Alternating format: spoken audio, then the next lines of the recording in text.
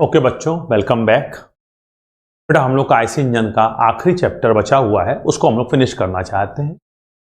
जो last chapter है वो क्या है? वो लास्ट चैप्टर एक तरह से बेटा मिसलेनियस है, मिश्रित है। इसमें हम क्या करेंगे, जो भी तुम्हारे टॉपिक्स एग्जाम के पॉइंट ऑफ से थोड़े इंपॉर्टेंट हैं, उसमें से कुछ प्रश्न आते हैं, तो एक एक करके कवर करेंगे। तो हम लोग आज मिसलेनियस का पहला लेक्चर शुरू कर रहे हैं। इसको हम लोगों ने नंबर दिया है बेटा 7A, 7A, 7B, 7C, इस प्रकार से करेंगे। नाउ 7A जो हमारा लेक्चर है उसका नाम क्या है? उसका नाम है lubrication system of IC engine.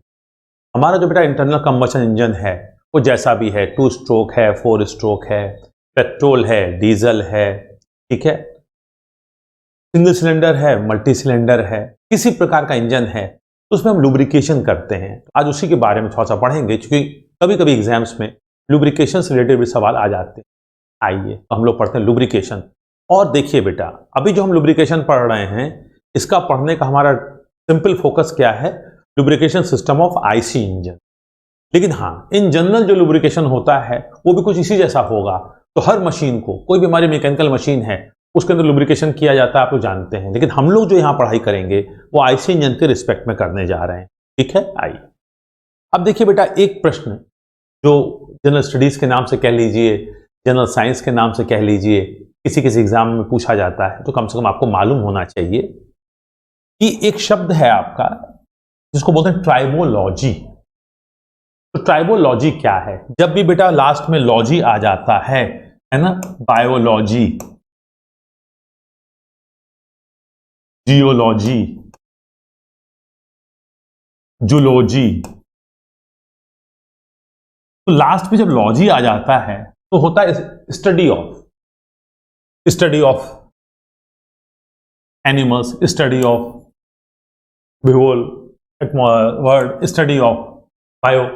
तो यहां पे है ट्राइबोलॉजी। तो ट्राइबोलॉजी को हम लोग बोलते हैं साइंस ऑफ लुब्रिकेशन, या लुब्रिकेशन से संबंधित जो विज्ञान है, इसमें फ्रिक्शन आ जाएगा, तेल आ जाएंगे, उसकी जो स्टडी होती है दैट इज कॉल्ड ट्राइबोलॉजी। तो ट्राइबोलॉजी किससे संबंधित विज्ञान है, किससे संबंधित स्टडी है? लुब्रिकेशन से संबंधित जो स्टडी होती है उसको ट्राइबोलॉजी कहते हैं। तो कम से कम एक प्रश्न आपका जनरल स्टडीज के हिसाब से दिमाग में होना चाहिए, tribology is the science of lubrication, या study of the science of lubrication, मतलब लुब्रिकेशन के साइंस का अध्ययन जो है वो ट्राइबोलॉजी कहलाता है। आइए हम लोग शुरू करते हैं लुब्रिकेशन। अब देखिए बेटा, जो हम लोग लुब्रिकेशन में पढ़ेंगे, हमने अपने कंटेंट को इस तरह से 5 टॉपिक्स में डिवाइड किया। हम लोग एक एक करके शुरू करेंगे। सबसे पहले देखिए हमारा है नीड का मतलब आवश्यकता, जरूरत।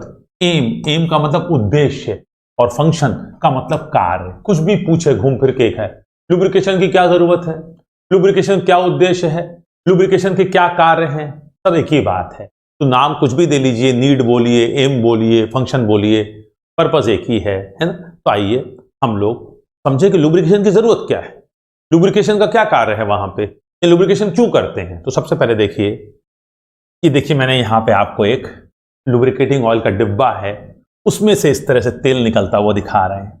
अब बेटा देखिए, जो लुब्रिकेटिंग ऑयल हम लोग अपने इंजन वगैरह में डालते हैं, वो जब शुरू में नया होता है, इस्तेमाल नहीं है, नया नया डिब्बे से खोल के आप डालते हैं, तो वो गोल्डन कलर का होता है। इसका मतलब जब हम लुब्रिकेटिंग ऑयल लाते हैं और इंजन में डालते हैं तो गोल्डन कलर का होता है, इस तरह से। लेकिन जब हम लोग इंजन को इस्तेमाल करते हैं, 4-6 महीने के बाद सर्विसिंग कराने जाते हैं, और नीचे से खोल के जब वो तेल निकालता है और तेल को बदलता है, तो किस रंग का होता है देखते हैं? बिल्कुल काला हो जाता है।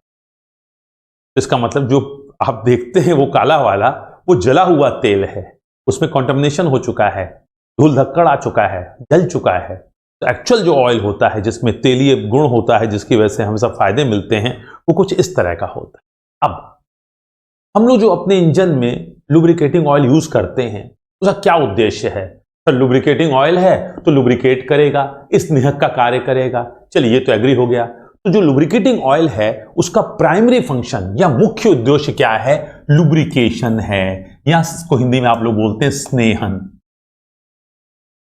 Lubricating action. अभी लुब्रिकेटिंग एक्शन क्या होता है, इससे क्या फायदा होगा, अभी आगे देखते हैं। बट मेन एम जो है उसका लुब्रिकेशन है। लेकिन इसके साथ साथ, लुब्रिकेशन के साथ साथ वो एक और काम करता है, कूलिंग एक्शन। इंजन के टेम्परेचर को रिड्यूस करने के लिए उसको शीतलन प्रभाव भी देता है। तो इसका मतलब स्नेहन के अलावा वो शीतलन प्रभाव भी देता है। लेकिन हां, अगर आपसे पूछे ऑब्जेक्टिव में, चलिए आगे बात करते हैं कूलिंग। तो मेन एम है स्नेहन या लुब्रिकेशन, उसके साथ साथ कूलिंग एक्शन भी करता है। तीसरी चीज है सीलिंग एक्शन। क्या होता है अभी हम लोग देखेंगे। सीलिंग एक्शन का मतलब जोड़ बनाता है। चौथा है क्लीनिंग एक्शन और पांचवा है कुशनिंग एक्शन। तो इसका मतलब कि हमारा आईसी इंजन में, मैंने आपसे कहा हम आईसी इंजन की बात कर रहे हैं, हम petrol diesel 2 stroke 4 stroke single cylinder multi cylinder की बात नहीं कर रहे हैं। कोई भी इंटरनल कंबशन इंजन है, इनफैक्ट कोई भी मशीन है, उसमें लुब्रिकेशन की जरूरत है। तो आईसी इंजन भी एक तरह से क्या है, हीट इंजन है, इसमें बहुत सारे पुर्जे हैं, तो इसमें भी लुब्रिकेशन जरूरत है। कि लुब्रिकेशन जो हम करते हैं इसके मुख्य रूप से 5 फंक्शन, इसमें से पहला है मुख्य, सबसे मुख्य है लुब्रिकेशन फंक्शन या लुब्रिकेटिंग फंक्शन कह सकते हैं। दूसरा है कूलिंग फंक्शन, तीसरा है सीलिंग फंक्शन, चौथा है क्लीनिंग फंक्शन और पांचवा है कुशनिंग फंक्शन या कुशनिंग इफेक्ट। अब इनको थोड़ा सा एक एक लाइन में डिटेल में देखते हैं और आगे बढ़ते हैं। तो आइए सबसे पहले हम लोग देखते हैं लुब्रिकेशन एक्शन। अब बेटा देखिए, हम सब जानते हैं कि जब भी दो कंपोनेंट्स के बीच में या दो पार्ट्स के बीच में या दो पुर्जों के बीच में सापेक्ष गति होगी, रिलेटिव मोशन होगा, तो क्या होगा, घर्षण पैदा होगा। तो जब भी दो कंपोनेंट्स के बीच में रिलेटिव मोशन होगा, मींस दोनों गतियां अलग अलग हैं, सेम डायरेक्शन में है गति अलग अलग है, अपोजिट डायरेक्शन में है गति अलग अलग है, तो रिलेटिव मोशन होगा। अगर दोनों पार्ट्स सेम गति से साथ साथ चपक के चले जा रहे हैं तो कोई रिलेटिव मोशन नहीं है। तो जब भी दो पार्ट्स के बीच में रिलेटिव मोशन होगा तो घर्षण उत्पन्न होगा। और जब घर्षण उत्पन्न होगा तो क्या होगा, घर्षण उत्पन्न होने से बहुत सारी प्रॉब्लम होंगी कि फ्रिक्शन डेवलप होगा, घर्षण उत्पन्न होगा। अगर फ्रिक्शन डेवलप होगा या घर्षण उत्पन्न होगा तो क्या होगा, जो हमारे पुर्जे हैं दोनों, उनके दोनों पार्ट जो टकराएंगे आपस में, उनमें घिसाव होगा, साथ साथ हीट डेवलप होगी, टेम्परेचर डेवलप होगा, उसकी वजह से मटेरियल की स्ट्रेंथ कम होगी वगैरह वगैरह। तो इसका मतलब कि हम नहीं चाहते कि हमारे किसी भी मशीन के दो कंपोनेंट के बीच में रिलेटिव मोशन हो। जो रिलेटिव मोशन होगा तो घर्षण होगा, घर्षण होगा तो हमारी एनर्जी का लॉस होगा, टियर एंड वियर होगा, कंपोनेंट टूटेंगे फूटेंगे। तो अब आईसी इंजन में मुख्य रूप से फ्रिक्शन कहां कहां पे होगा। तो आइए, आईसी इंजन में एक सिलेंडर होता है, सिलेंडर के अंदर पिस्टन अप डाउन करता है। तो सबसे पहला तो आपका जो स्लाइडिंग फ्रिक्शन होता है वो कहां होगा, पिस्टन एंड सिलेंडर के बीच में। इसका मतलब ये पिस्टन है और ये सिलेंडर है, पिस्टन और सिलेंडर के बीच में जो दीवार होगी, अब आप लोगों ने पढ़ा है अंदर कि सिलेंडर के अंदर जो पिस्टन जब चलता है तो पिस्टन दीवार को नहीं छूता है, सिलेंडर की भीतरी दीवार को पिस्टन रिंग टच करती हैं। जब पिस्टन रिंग टच करेंगे तो क्या होगा, घिसाव होगा। तो हम नहीं चाहते कि दो मेटल मतलब पिस्टन रिंग और सिलेंडर के बीच में घिसाव हो। एक घिसाव मतलब टियर एंड वियर यहां पे होगा, पहला तो ये। दूसरा जो रिस्ट पिन है, या जिसका दूसरा नाम है पिस्टन पिन और तीसरा नाम है गजियन पिन। इसका मतलब पिस्टन पिन बोलो, रिस्ट पिन बोलो या गजियन पिन बोलो, कहां पे होती है सर, कनेक्टिंग रॉड जाके जहां पिस्टन से मिलती है यहां पे होती है पिस्टन पिन या गजियन पिन। तो मान लीजिए मैंने आपको दिखाया है पढ़ाते वक्त कि ये हमारा पिस्टन है और ये हमारी कनेक्टिंग रॉड आके यहां बैठ गई। अब जब पिस्टन चलता है तो कनेक्टिंग रॉड ऐसे ऐसे होती है, पिस्टन चलता भी कनेक्टिंग रॉड से, तो ये जो ऐसे ऐसे होगी तो यहां पे क्या होगा, गजियन पिन में जो भी बेरिंग लगी हुई है, बुश लगा हुआ है, वो घिसेगा। तो इसका मतलब यहां पे भी टियर एंड वियर होगा। एक टियर एंड वियर आपको यहां दिख रहा है, ये है पिस्टन पिन, गजियन पिन या रिस्ट पिन। इसके अलावा इस कनेक्टिंग रॉड का, ये कहलाती है कनेक्टिंग रॉड, इसका एक सिरा तो पिस्टन पे होता है और दूसरा होता है क्रैंक पे। तो और क्रैंक पिन के ऊपर भी घर्षण होगा और ये कैसा होगा, कुछ रोटरी टाइप का, ऐसे ऐसे। तो यहां पे भी घर्षण होगा। तो जहां जहां पे फ्रिक्शन के चांसेस हैं, तो पहले तो हमें मालूम होना चाहिए कि हमारे इंजन में कहां कहां कौन कौन सा पार्ट किससे टच करता है, कहां कहां फ्रिक्शन होता है। फिर हमें उस जगह पे लुब्रिकेशन करने की जरूरत होती है या हमें लुब्रिकेशन करना चाहिए। तो हमने दूसरा भी देख लिया, wrist pin and piston pin के बीच में, सॉरी रिस्ट पिन और पिस्टन पिन के बीच में नहीं, रिस्ट पिन, पिस्टन पिन या गजियन पिन और क्रैंक पिन के बीच में। इसके अलावा मेन बेरिंग, मेन बेरिंग कहते हैं बेटा जो हमारा मेन क्रैंकशाफ्ट होता है जिसपे हमारा पावर आउटपुट अवेलेबल होता है, वहां पे जो बेरिंग लगी रहती है, वॉल बेरिंग हो या बुश बेरिंग हो, वहां पे भी फ्रिक्शन होगा क्योंकि हमारा शाफ्ट क्या होगा, उस बेरिंग के अंदर नाचेगा। ठीक है, तो इसका ये वाली हमारी मेन बेरिंग होगी, क्रैंकशाफ्ट वाली बेरिंग। इसका मतलब तीसरा तो मेन बेरिंग हो गई। चौथी valve stem and push rod. अब ये जो बेटा हमारा वॉल्व होते हैं, मान लीजिए एक वॉल्व हमारा ये है, इनलेट है, ये एग्जॉस्ट वॉल्व। तो इनलेट और एग्जॉस्ट वॉल्व भी क्या होते हैं, चलते हैं। तो जिस तने में चलते हैं, जिस स्लॉट में ये चलते हैं, वहां पे भी फ्रिक्शन होता है, उसी के लिए बात कर रहे हैं, ये वॉल्व स्टेम और पुश रॉड के बीच में। अब बेटा इस फिगर में या यहां इस लिस्ट में सारे कंपोनेंट को डिस्कस नहीं किया गया है, इसके अलावा कहां कहां पे होगा सर? बहुत जगह पे होगा। ये जो हमारा कैम शैफ्ट है वहां पे होगा, जो हमारी सर ये पूरी कनेक्टिंग रॉड है मल्टी सिलेंडर वाली, उसके बीच में जहां जहां पे बेरिंग लगी होगी हर जगह होगा। मींस मेन बेरिंग पे तो होगा ही होगा, जहां जहां हमारी बेरिंग बंद रही हर जगह होगा। तो इसका मतलब हमारे आईसी इंजन में बहुत सारे ऐसे पार्ट्स होते हैं जहां पर रिलेटिव मोशन होता है। उस रिलेटिव मोशन की वजह से जो हमें नुकसान होने जा रहा है, फ्रिक्शन डेवलप होता है। फ्रिक्शन डेवलप होता है तो वहां पे हमारी ऊर्जा का हानि होती है, साथ ही साथ हमारे कंपोनेंट का टियर एंड वियर होता है। इन सबको रिड्यूस करने के लिए हमें उन सभी जगहों पे अच्छी तरह से लुब्रिकेशन करना चाहिए। लुब्रिकेशन का लुब्रिकेटिंग एक्शन वाला काम करना चाहिए। ठीक है बेटा, ओके। एक चीज ध्यान रखिए, कितना भी अच्छा आप लुब्रिकेशन कर लें, आप लुब्रिकेशन करके फ्रिक्शन को रिड्यूस कर सकते हैं और ये जो हानियां हैं इनको कम कर सकते हैं। फ्रिक्शन को कभी भी जीरो नहीं किया जा सकता है, ये बात तो आप लोगों को आइडिया है। तो ये हो गया हमारा लुब्रिकेटिंग एक्शन पहला। अब हमारा दूसरा होता है कूलिंग एक्शन। अब देखिए बेटा, हम अपने जो इंजन होता है, हम नहीं चाहते कि हमारा इंजन ओवरहीट हो। सर इंजन ओवरहीट हो जाए तो क्या होगा? मैंने कहा आज जब हम लोग खत्म करेंगे लेक्चर तो हमें आइडिया हो जाएगा कि इंजन ओवरहीट हो जाएगा तो क्या होता है। ठीक है, ओके।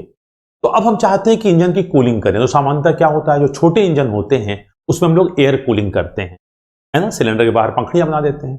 और जो बड़े इंजन होते हैं जो, तो उसमें हम लोग वाटर पॉकेट बनाते हैं, वाटर कूलिंग करते हैं।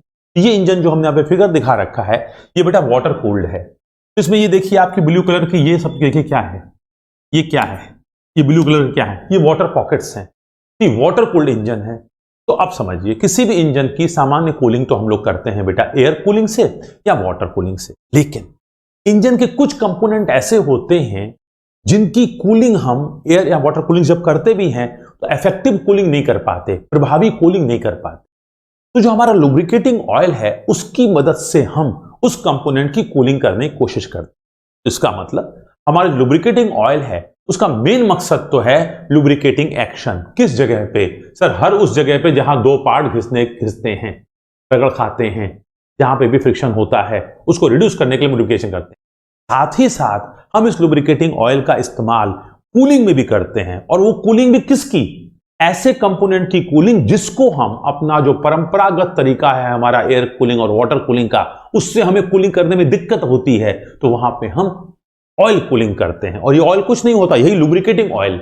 आइए बेटा, इंजन के वह पार्ट्स जिनकी कूलिंग परंपरागत तरीकों से करना मुश्किल होती है उनकी कूलिंग हम लुब्रिकेटिंग ऑयल से करते हैं। ठीक है बेटा, आइए एग्जाम्पल, पिस्टन फेस की कूलिंग। अब जरा समझिए, जो जब हमारा फ्यूल बेटा यहां पे जलेगा, जब फ्यूल जलता है तो क्या होता है? फ्यूल जलता है तो कंबशन गैसेस बनती हैं। और कोई भी फॉसिल फ्यूल जलता है बेटा, कोई भी जीवाश्म ईंधन जलता है, अगर अच्छी तरह जलता है, अच्छी तरह का मतलब कंप्लीट कंबशन होता है, तो मैक्सिमम हीट लिबरेट होती है।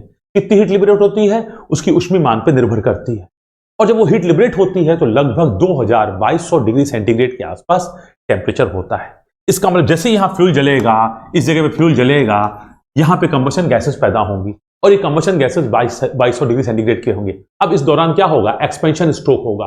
जब एक्सपेंशन स्ट्रोक होगा तो यही कंबशन गैसेस पिस्टन के ऊपर दबाव डालती हैं, फलस्वरूप पिस्टन नीचे आता है और हमें पावर स्ट्रोक मिलता है। जैसे जैसे पिस्टन नीचे आता है प्रेशर टेम्परेचर गिरता जाता है। इसका मतलब ये जो हीट है ये पिस्टन के माथे से दीवार की तरफ ट्रांसफर होती है। अब वो दीवारों पे, सिलेंडर की वॉल पे या तो पंखियां लगी रहती हैं, छोटा इंजन है, कम ताकतवर है, पावर आउटपुट कम है, और बड़ा इंजन है तो वहां पे वाटर कूलिंग रहती है। और ये हीट कूलिंग सिस्टम जो भी है इंजन का आगे आएगा, वो एटमॉस्फेयर को डिसिपेट कर देता है। डिसिपेट का मतलब एटमॉस्फेयर को भेज देता है, एटमॉस्फेयर में फेंक देता है। लेकिन ये जो पिस्टन का माथा है, क्योंकि इसी को सबसे ज्यादा हीट झेलनी पड़ती है, तो ये बहुत गर्म रहता है। तो हम लोग करते क्या है, आपको ध्यान होगा कि हमारा पिस्टन जो है बेटा वो खोखला होता है, तो हम नीचे की तरफ से तेल को फेंकते हैं और जाके वो नीचे की तरफ से पिस्टन को टच करता है। जब पिस्टन को नीचे की तरफ जाके तेल टच करता है तो मानी बात है कि पिस्टन गर्म है, तो ये तेल कुछ हीट लेके नीचे आता है। जो तेल जाता है उसको टच करता है, उससे हीट लेता है और गर्म होकर नीचे आ जाता है। फलस्वरूप हमारा जो पिस्टन है उसका टेम्परेचर कुछ गिर जाता है। गर्म तवे के ऊपर पानी डालते हो तो छन्ने से आवाज होती है, तो क्या करते हो, तवे को ठंडा करते हो, बस उसी तरह से। तो जो हमारी पिस्टन की कूलिंग है, और वो पिस्टन की कूलिंग भी खास करके 2 स्ट्रोक इंजन्स में। तो 2 स्ट्रोक में क्यों, मैंने आपको बताया है 4 स्ट्रोक 2 स्ट्रोक में से किसका माथा ज्यादा गर्म रहता है, कौन सा इंजन ज्यादा गर्म रहता है। क्योंकि 2 स्ट्रोक इंजन में क्या होता है, हर चक्कर में फायरिंग होती है, और 4 स्ट्रोक में क्या होता है, 2 चक्कर में एक बार फायरिंग होती है। तो अगर 3000 आरपीएम पे चलने वाले 2 इंजन हैं, बाकी सारी चीजें बराबर हैं, तो इसमें 3000 बार फायरिंग होगी, 3000 बार हीट पैदा होगी, और इसमें 1500 बार पैदा होगी। तो कौन सा पिस्टन ज्यादा गर्म रहेगा, 2 स्ट्रोक का। जब पिस्टन ज्यादा गर्म रहेगा तो इसका मतलब हम चाहते हैं उसका माथा जल्दी ठंडा कर दें। तो ठंडा ना करें तो क्या होगा, तो ठंडा ना करेंगे तो एक्सपेंड कर जाएगा, सीज कर जाएगा, अगले चैप्टर में कूलिंग में आएगा। फिलहाल तो बेटा यही कहा गया है। तो अब बेटा आपके एग्जाम में हर गाइड में लगभग ये क्वेश्चन मिलेगा। तो बड़ा हिट क्वेश्चन है कि हम किस पार्ट की कूलिंग करते हैं तेल के द्वारा। बात है पिस्टन की कूलिंग करते हैं। कैसे करते हैं, उस पिस्टन खोखला होता है, उसके बॉटम साइड से हम लुब्रिकेटिंग ऑयल का फुहार उसके ऊपर मारते हैं, और वो छाके छूता है उसको और हीट लेके नीचे आता है। तो ये हमारा दूसरा हो गया कूलिंग एक्शन। ठीक है, पिस्टन फेस के बैक साइड पर लुब्रिकेटिंग ऑयल को उछालकर पिस्टन कूल करना। और सामान्यतः कब होता है ये, मोस्टली 2 स्ट्रोक इंजन के केस में। क्यों, 4 स्ट्रोक की तुलना में 2 स्ट्रोक में ज्यादा क्यों होता है, तो 2 स्ट्रोक में आप बताया कि डबल फायरिंग होती है, फलस्वरूप माथा ज्यादा गर्म रहता है। और कभी कभी डीजल इंजन में भी, क्योंकि डीजल इंजन बेटा नॉर्मली हाई पावर कैपेसिटी के बनाए जाते हैं, क्योंकि रनिंग कॉस्ट इसकी कम होती है। जो कॉमर्शियल इंजन होते हैं तो नेचुरली जहां पे भी पिस्टन का ज्यादा गर्म होने का चांस है, वहां पे उसके कूलिंग का इंतजाम जरूर किया जाएगा। ये 2 कारण हो गए। आइए तीसरा देखते हैं बेटा हम लोग। तीसरा फंक्शन कहलाता है सीलिंग। बेटा हम लोग कभी कभी कहते हैं ना कि सील, या कभी कभी कहते हैं एयर टाइट, या कभी कभी एयर टाइट, या कभी कभी कहते हैं गैस टाइट। तो ये बेटा एक तरह से लीकेज से संबंधित है। कभी कभी अंकल चिप्स का पैकेट आप लेते हैं 10 रुपए का, और पिचका हुआ होता है, तो आप लेते हैं, नहीं लेते हैं। क्योंकि पिचका हुआ है, अगर आप ले लेंगे 10 रुपए का, तो आप खोलेंगे तो देखेंगे चिप सिल गई है। क्यों सिल गई है, क्योंकि एयर उसमें से पास हो गई है। इसका मतलब कभी भी, तो इसका मतलब सील का मतलब क्या है कि कोई भी फ्लूइड ना अंदर से बाहर आ पाए, ना बाहर से अंदर जा पाए, एक तरह से जोड़, परमानेंट जोड़। तो यही कह रहा है सीलिंग, सीलिंग एक्शन। सर ये हमारा लुब्रिकेटिंग ऑयल ये भी करता है, हाँ ये भी करता है। तो पहला तो मेन काम तो उसका है लुब्रिकेशन, स्नेह का काम है। दूसरा काम है कूलिंग करना। तीसरा काम है सीलिंग करना। अब सीलिंग का मतलब क्या है, देखिए, मजबूती के साथ, तो स्ट्रेंथ के साथ एयर टाइट, वाटर टाइट या गैस टाइट ज्वाइंट। अब जरा समझिए, सिलेंडर के अंदर पिस्टन चल रहा है, पिस्टन ऊपर गया कंप्रेशन स्ट्रोक, पिस्टन नीचे आया एक्सपेंशन स्ट्रोक। अब सिलेंडर के अंदर पिस्टन चल रहा है, इसका मतलब सिलेंडर में जो पिस्टन रिंग है वो दीवार पर टच कर रही है। अब ये चल रहा है, इसका मतलब जरूर दोनों के बीच में थोड़ा सा गैप है। अब जब कंप्रेशन स्ट्रोक के दौरान आप कंप्रेस करेंगे तो क्या होगा, अगर पेट्रोल इंजन है या एसआई इंजन है तो चार्ज का कंप्रेशन होगा, और डीजल इंजन है तो एयर का कंप्रेशन होगा। जब आप जो कंप्रेस करते हैं तो क्या होता है, अंदर प्रेशर टेम्परेचर बढ़ता जाता है। किस चीज का, जो भी हमारा कार्यकारी माध्यम है, पेट्रोल प्लस एयर, चार्ज है या एयर। अब जब इसको कंप्रेस करेंगे तो क्या होगा, कंप्रेशन के दौरान प्रेशर टेम्परेचर बढ़ गया, तो जो साइड से गैप है, कौन सा गैप, सिलेंडर और पिस्टन रिंग के बीच में गैप है, वहां से हमारी गैस या एयर बाहर आ जाएगी, नीचे आ जाएगी, क्रैंक केस में आ जाएगी। ये अच्छी बात है कि बुरी बात है, बुरी बात है। कंप्रेशन लूज हो जाएगा, प्रेशर कम हो जाएगा। आप क्या चाहते हैं, इसको खूब अच्छी तरह से कंप्रेस करें, इसके बाद तेल का फुहारा फेंक के डीजल इंजन जलाएं, या पेट्रोल इंजन है तो आप कंप्रेस करने के बाद चिंगारी से जलाएं। तो ये जो गैस लीक कर जाएगी कंप्रेशन स्ट्रोक के दौरान। और मान लीजिए आपने कंप्रेस कर लिया और आपने कंबस्शन कर दिया, चिंगारी से कर दिया या फुहार फेंक के कर दिया। जब कंबस्शन गैस बन गई तो आप क्या चाहते हैं, कंबस्शन गैस पिस्टन के ऊपर दबाव डाले, न कि एक किनारे से नीचे निकल जाए। तो अब क्योंकि सिलेंडर की दीवार और पिस्टन रिंग के बीच में हम एक लुब्रिकेटिंग ऑयल की फिल्म बना देते हैं। ये फिल्म क्या करती है, ये फिल्म जो है ऊपर से नीचे या नीचे से ऊपर वर्किंग मीडियम को आने जाने नहीं देती है। तो इसका मतलब ये कहलाता है सीलिंग एक्शन। तो पिस्टन रिंग और सिलेंडर वॉल के बीच में सील प्रदान करना, ताकि कंबस्शन के बाद उत्पन्न गैसेस किनारों से निकल न सके। कि कंबस्शन के बाद अगर जो गैसेस बनी है, कंबस्शन गैसेस बेटा, वो अगर साइड से लीक करके नीचे चली जाएंगी तो ऊपर क्या होगा, प्रेशर कम हो जाएगा। प्रेशर कम हो जाएगा तो कौन सा प्रेशर कम हो जाएगा, मीन इफेक्टिव प्रेशर कम हो जाएगा। मीन इफेक्टिव प्रेशर कम हो जाएगा, क्या हो जाएगा सर, जो इंडिकेटेड पावर है वो पीएम पे होती है, PMLAN डिवाइडेड बाई 1000 × 60। तो मीन इफेक्टिव प्रेशर कम हो जाएगा, मीन इफेक्टिव प्रेशर कम हो जाएगा तो इंडिकेटेड पावर कम हो जाएगी, इंडिकेटेड पावर कम हो जाएगी तो ब्रेक पावर कम हो जाएगी, तो इंजन का पावर आउटपुट कम हो जाएगा। तो क्या आप चाहते हैं? नहीं सर। तो क्या चाहेंगे आप? प्रॉपर सीलिंग एक्शन होना चाहिए। प्रॉपर सीलिंग एक्शन होगा तो चीज न बाहर से अंदर आ पाएगी, न अंदर। अंदर का मतलब यहां पे है पिस्टन के ऊपर वाला हिस्सा और पिस्टन के नीचे वाला हिस्सा। नीचे वाला हिस्सा कहलाता है क्रैंककेस वाला पोर्शन, ऊपर वाला कहलाता है हेड वाला पोर्शन। तो हेड में जो कंबशन गैसेज हैं वो क्रैंककेस में लीक नहीं कर पाएंगी, ठीक है। क्रैंककेस में अगर वो लीक कर जाएंगी तो हमारे पावर का लॉस होता है। इसी क्रैंककेस में लीकिंग वाली गैस को ही हम फिर क्रैंककेस वेंटिलेशन से निकालते हैं। चैप्टर 1 में मैंने आपको लास्ट में पढ़ाया है ना बेटा? आई। तो तीसरा है सीलिंग एक्शन। चौथा है क्लीनिंग एक्शन। कभी कभी क्या होता है, तेल जो होता है वो सारे बाकी काम तो कर ही रहा है, लुब्रिकेट कर रहा है। जहां जहां पे दो मेटल घिस गए हैं और वहां पे कुछ बहुत फाइन डस्ट पार्टिकल्स हैं, उसको ही अपने साथ बहा के ले आता है। तो कहीं ना कहीं दीवारों पे जो चीजें जमी हुई हैं इस तरह के मेटल के बहुत ही हल्के पाउडर, उनको साथ में ले आता है और फिर वो नीचे आ जाता है संप में, फिल्टर से छन के फिर शुद्ध तेल ऊपर जाता है। तो क्लीनिंग एक्शन भी ये करता है। और पांचवा हम लोग का होता है कुशनिंग एक्शन। बेटा जो ऑयल होता है ये वाइब्रेशंस को भी एब्जॉर्ब करता है। तो कुशनिंग एक्शन का मतलब यहां पे तकिया प्रदान करना है। तो ये जो हमारा लुब्रिकेटिंग ऑयल है ये बेसिकली वाइब्रेशंस को, नॉइस को भी एब्जॉर्ब करता है। इसीलिए देखिए बेटा, हम लोग की बाइक वगैरह में जो शॉकर्स होते हैं, उस शॉकर को भी रिपेयरिंग करवाइए, जब खराब हो जाते हैं तो देखेंगे उसके अंदर ऑयल भरा रहता है। तो शॉक एब्जॉर्ब करने के लिए ऑयल होता है, तो वाइब्रेशंस को और नॉइस को एब्जॉर्ब करता है। एक समझ से कुशनिंग इफेक्ट से क्या होता है बेटा? कुशनिंग इफेक्ट के कारण वाइब्रेशंस या जो नॉइस है इसको रिड्यूस करने का भी काम करता है। इसको हम लोग बोलते हैं कुशनिंग एक्शन। तो इसका मतलब मुख्य रूप से हमारा वो लुब्रिकेटिंग एक्शन करता है, बट साथ ही साथ में वो cooling action, cleaning action, ceiling action, cushioning action भी करता है। नॉइस को रिड्यूस करता है, वाइब्रेशन को एब्जॉर्ब करता है। मशीन खड़खड़ाने लगती है, करते हैं भाई तेल दे दो, जैसे तेल देते हैं मशीन शांत होकर चलने लगती। तो मशीन का खड़खड़ाना जो था वो क्या है? तो यहां पे क्या हुआ, कहीं ना कहीं उसने आपके वाइब्रेशन और नॉइस को रिड्यूस कर दिया। तो आइए बेटा, तो हम लोगों ने थोड़ा सा शुरुआत ये किया कि लुब्रिकेशन जो करते हैं उसके क्या उद्देश्य है। इससे बेटा आपको एक दो ऑब्जेक्टिव क्वेश्चन गाइड में मिलेंगे, आप कर पाएंगे। आइए थोड़ा सा आगे चलते हैं।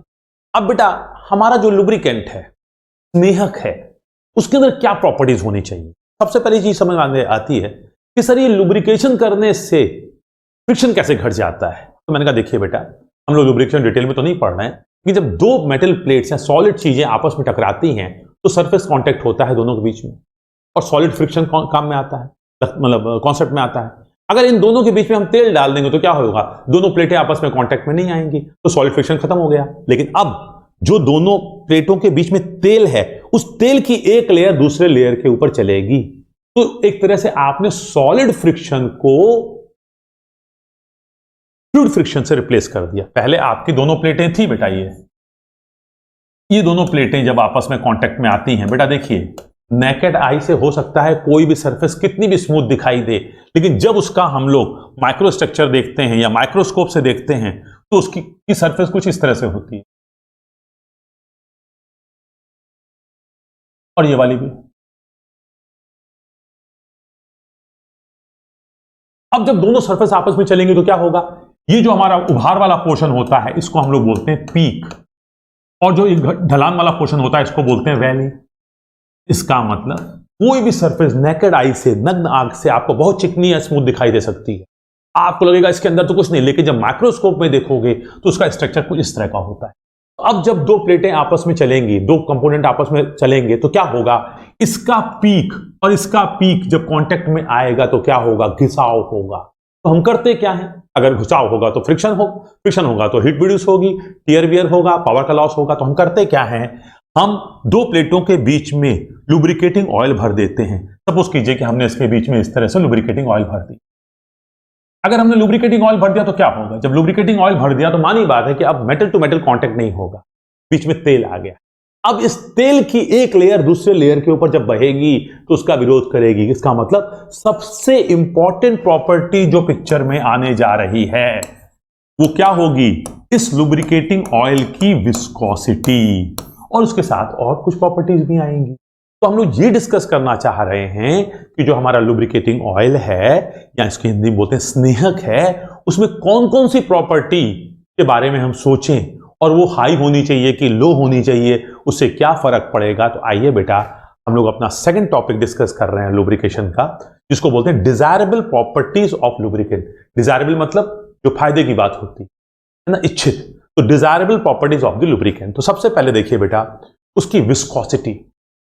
सर विस्कोसिटी हाई होनी चाहिए कि लो? मैंने कहा देखिए बेटा विस्कोसिटी ना हाई होनी चाहिए ना लो, उचित। कभी कहते हैं ना तो खाना कितना खाना चाहिए, ज्यादा कि कम? ज्यादा खाओगे तो मेरे तरह मोटे हो जाओगे, और बहुत कम खाओगे तो कमजोर हो जाओगे, दिन भर के लिए काम ही नहीं कर पाओगे। तो क्या होगा? उचित आहार देना चाहिए, पौष्टिकता के हिसाब से भी और मात्रा के हिसाब से भी। क्यों? कि हमें जितना आउटपुट देना है, हमें दिन भर जितना कार्य करना है, उतनी शरीर में ऊर्जा होनी चाहिए। उससे ज्यादा खाओगे तो सुस्ती आएगी, उससे कम खाओगे तो कमजोर हो जाओगे, काम नहीं कर पाओगे। तो यहां पे हम ये नहीं कह रहे कि विस्कोसिटी कम होनी चाहिए कि ज्यादा, विस्कोसिटी उचित होनी चाहिए। डिपेंड करता है उस वक्त की परिस्थितियों पे। तो आइए, विस्कोसिटी उचित होनी चाहिए। अब यहां पे एक बात आई, सर हम लोग हाइड्रोलिक्स में दो तरह की विस्कोसिटी पढ़ते हैं, एक पढ़ते हैं म्यू और एक पढ़ते हैं न्यू। ठीक है, न्यू नहीं बन गया, रो बन गया बेटा, ये न्यू। तो सर कौन सी? काइनेमेटिक की डायनेमिक? तो बेटा काइनेमेटिक विस्कोसिटी की बात हो रही है, म्यू की बात हो रही है। ओके, ये विस्कोसिटी म्यू। अब देखिए बेटा क्या हो, न कम हो न ज्यादा, लेकिन एक चीज तय है, वो विस्कोसिटी टेम्परेचर से अफेक्टेड ना हो। क्योंकि आप जानते हैं कि जब टेम्परेचर हीट मिलती है तो तेल पतला हो जाता है, और जब ठंड पड़ती है तेल गाढ़ा हो जाता है। अब जरा तेल पतला है या गाढ़ा है, इससे फर्क समझिए। तेल अगर गाढ़ा है तो उसकी एक परत दूसरे परत पे धीरे धीरे बहेगी या ज्यादा विरोध करेगी। तो दो प्लेटों के बीच में अगर गाढ़ा तेल है तो क्या होगा, एक प्लेट को दूसरे प्लेट पे चलने के लिए ज्यादा ताकत लगानी पड़ेगी। और दो प्लेटों के बीच में अगर तेल पतला है तो क्या होगा, ये जो शेयर रेजिस्टेंस होगा वो कम होगा, तो आसानी से चलेगा। तो इसका मतलब तेल अगर बहुत पतला है तो प्लेटें तो आसानी से चलेंगी, लेकिन अगर बहुत पतला है तो हो सकता है दोनों प्लेटें चिपक जाएं, और बहुत गाढ़ा है तो प्लेटें दिक्कत से चलेंगी। तो इसका मतलब कि जो विस्कोसिटी है वो टेम्परेचर से अफेक्टेड ना हो। ऐसा ना हो कि सुबह के टाइम टेम्परेचर कम होता है 5 डिग्री, दिन में हो गया 27 डिग्री, तो सुबह तो विस्कोसिटी हाई रहे, दिन में कम हो जाए। तो विस्कोसिटी टेम्परेचर से प्रभावित नहीं होनी चाहिए, या टेम्परेचर से कम प्रभावित होनी चाहिए। तो ये इंपॉर्टेंट है कि टेम्परेचर से अप्रभावित होनी चाहिए। मतलब जो भी उसकी काइनेमेटिक विस्कोसिटी है उस प्रयोग के लिए, उस उपयोग के लिए वो कांस्टेंट होनी चाहिए, टेम्परेचर ज्यादा प्रभावित नहीं होनी चाहिए। नोटेबल, जनरली लुब्रिकेटिंग ऑयल में टेम्परेचर बढ़ेगा, ऑयल होता है तो विस्कोसिटी घटती है, और टेम्परेचर घटेगा तो विस्कोसिटी बढ़ेगी। लेकिन ये जो भी विस्कोसिटी है वो टेम्परेचर के बदलने से चेंज ना हो, सुबह को शाम को कुछ ऐसा ना हो, आगे विस्कोसिटी इंडेक्स कहलाता है, उसमें आएगा। दूसरा है ऑयलीनेस, कि बेटा देखिए उस तेल में ऑयलीनेस होनी चाहिए, मतलब तेलीयपन होना चाहिए। लुब्रिकेंट की इंपॉर्टेंट प्रॉपर्टी है, तेलीयपन होना चाहिए। यह सुनिश्चित करना कि मेटल सरफेस पर अच्छी तरह से चिपक जाए। बेटा देखिए, समझने की कोशिश कीजिए कि हमारी दीवारों पे अगर ऑयल अच्छी तरह से चिपकेगा, पिस्टन की दीवार, पिस्टन रिंग की आउटर सरफेस पे और सिलेंडर के भीतरी सरफेस पे अगर ऑयल अच्छी तरह चिपकेगा तभी तो एक परत बनाएगा। अगर चिपकेगा ही नहीं, उसको छोड़ देगा तो क्या होगा, परत कहां से बनाएगा। तो लुब्रिकेटिंग ऑयल की जो फिल्म बननी है वो तभी बन पाएगी जब वो तेल सिलेंडर की भीतरी दीवार या जिसके ऊपर भी लगा रहे हैं उस दीवार से, और इधर पिस्टन रिंग की दीवार से। तो तेल अगर उस दीवार पर चिपकेगा ही नहीं, अच्छी तरह पकड़ ही नहीं बनाएगा, जोड़ ही नहीं बनाएगा, तो क्या होगा, तो कोई फिल्म बनने का सवाल ही नहीं है। तो ऑयलीनेस बहुत इंपॉर्टेंट प्रॉपर्टी है फिल्म को बनने के लिए, फिल्म को बने रहने के लिए। आइए थोड़ा सा देखते हैं। यह सुनिश्चित करना कि तेल मेटल सरफेस पर अच्छी तरह से चिपक रहा है मॉलिक्यूलर एक्शन की वजह से। नाउ अब जैसे देखिए बेटा, हमारा एक इंस्ट्रूमेंट होता है मैनोमीटर, प्रेशर को नापने के लिए। एक इंस्ट्रूमेंट होता है बैरोमीटर, ये भी प्रेशर को नापने के लिए होता है, परंतु ये एटमॉस्फेयर प्रेशर को नापता है। ओके, अब देखिए बेटा, ये जो हमारे इंस्ट्रूमेंट होते हैं, या हमारा थर्मामीटर जो टेम्परेचर को नापने के लिए होता है, इस सब में क्या भरा रहता है। जनरली मैनोमीटर में भी मरकरी होता है, थर्मोमीटर में भी मरकरी होता है।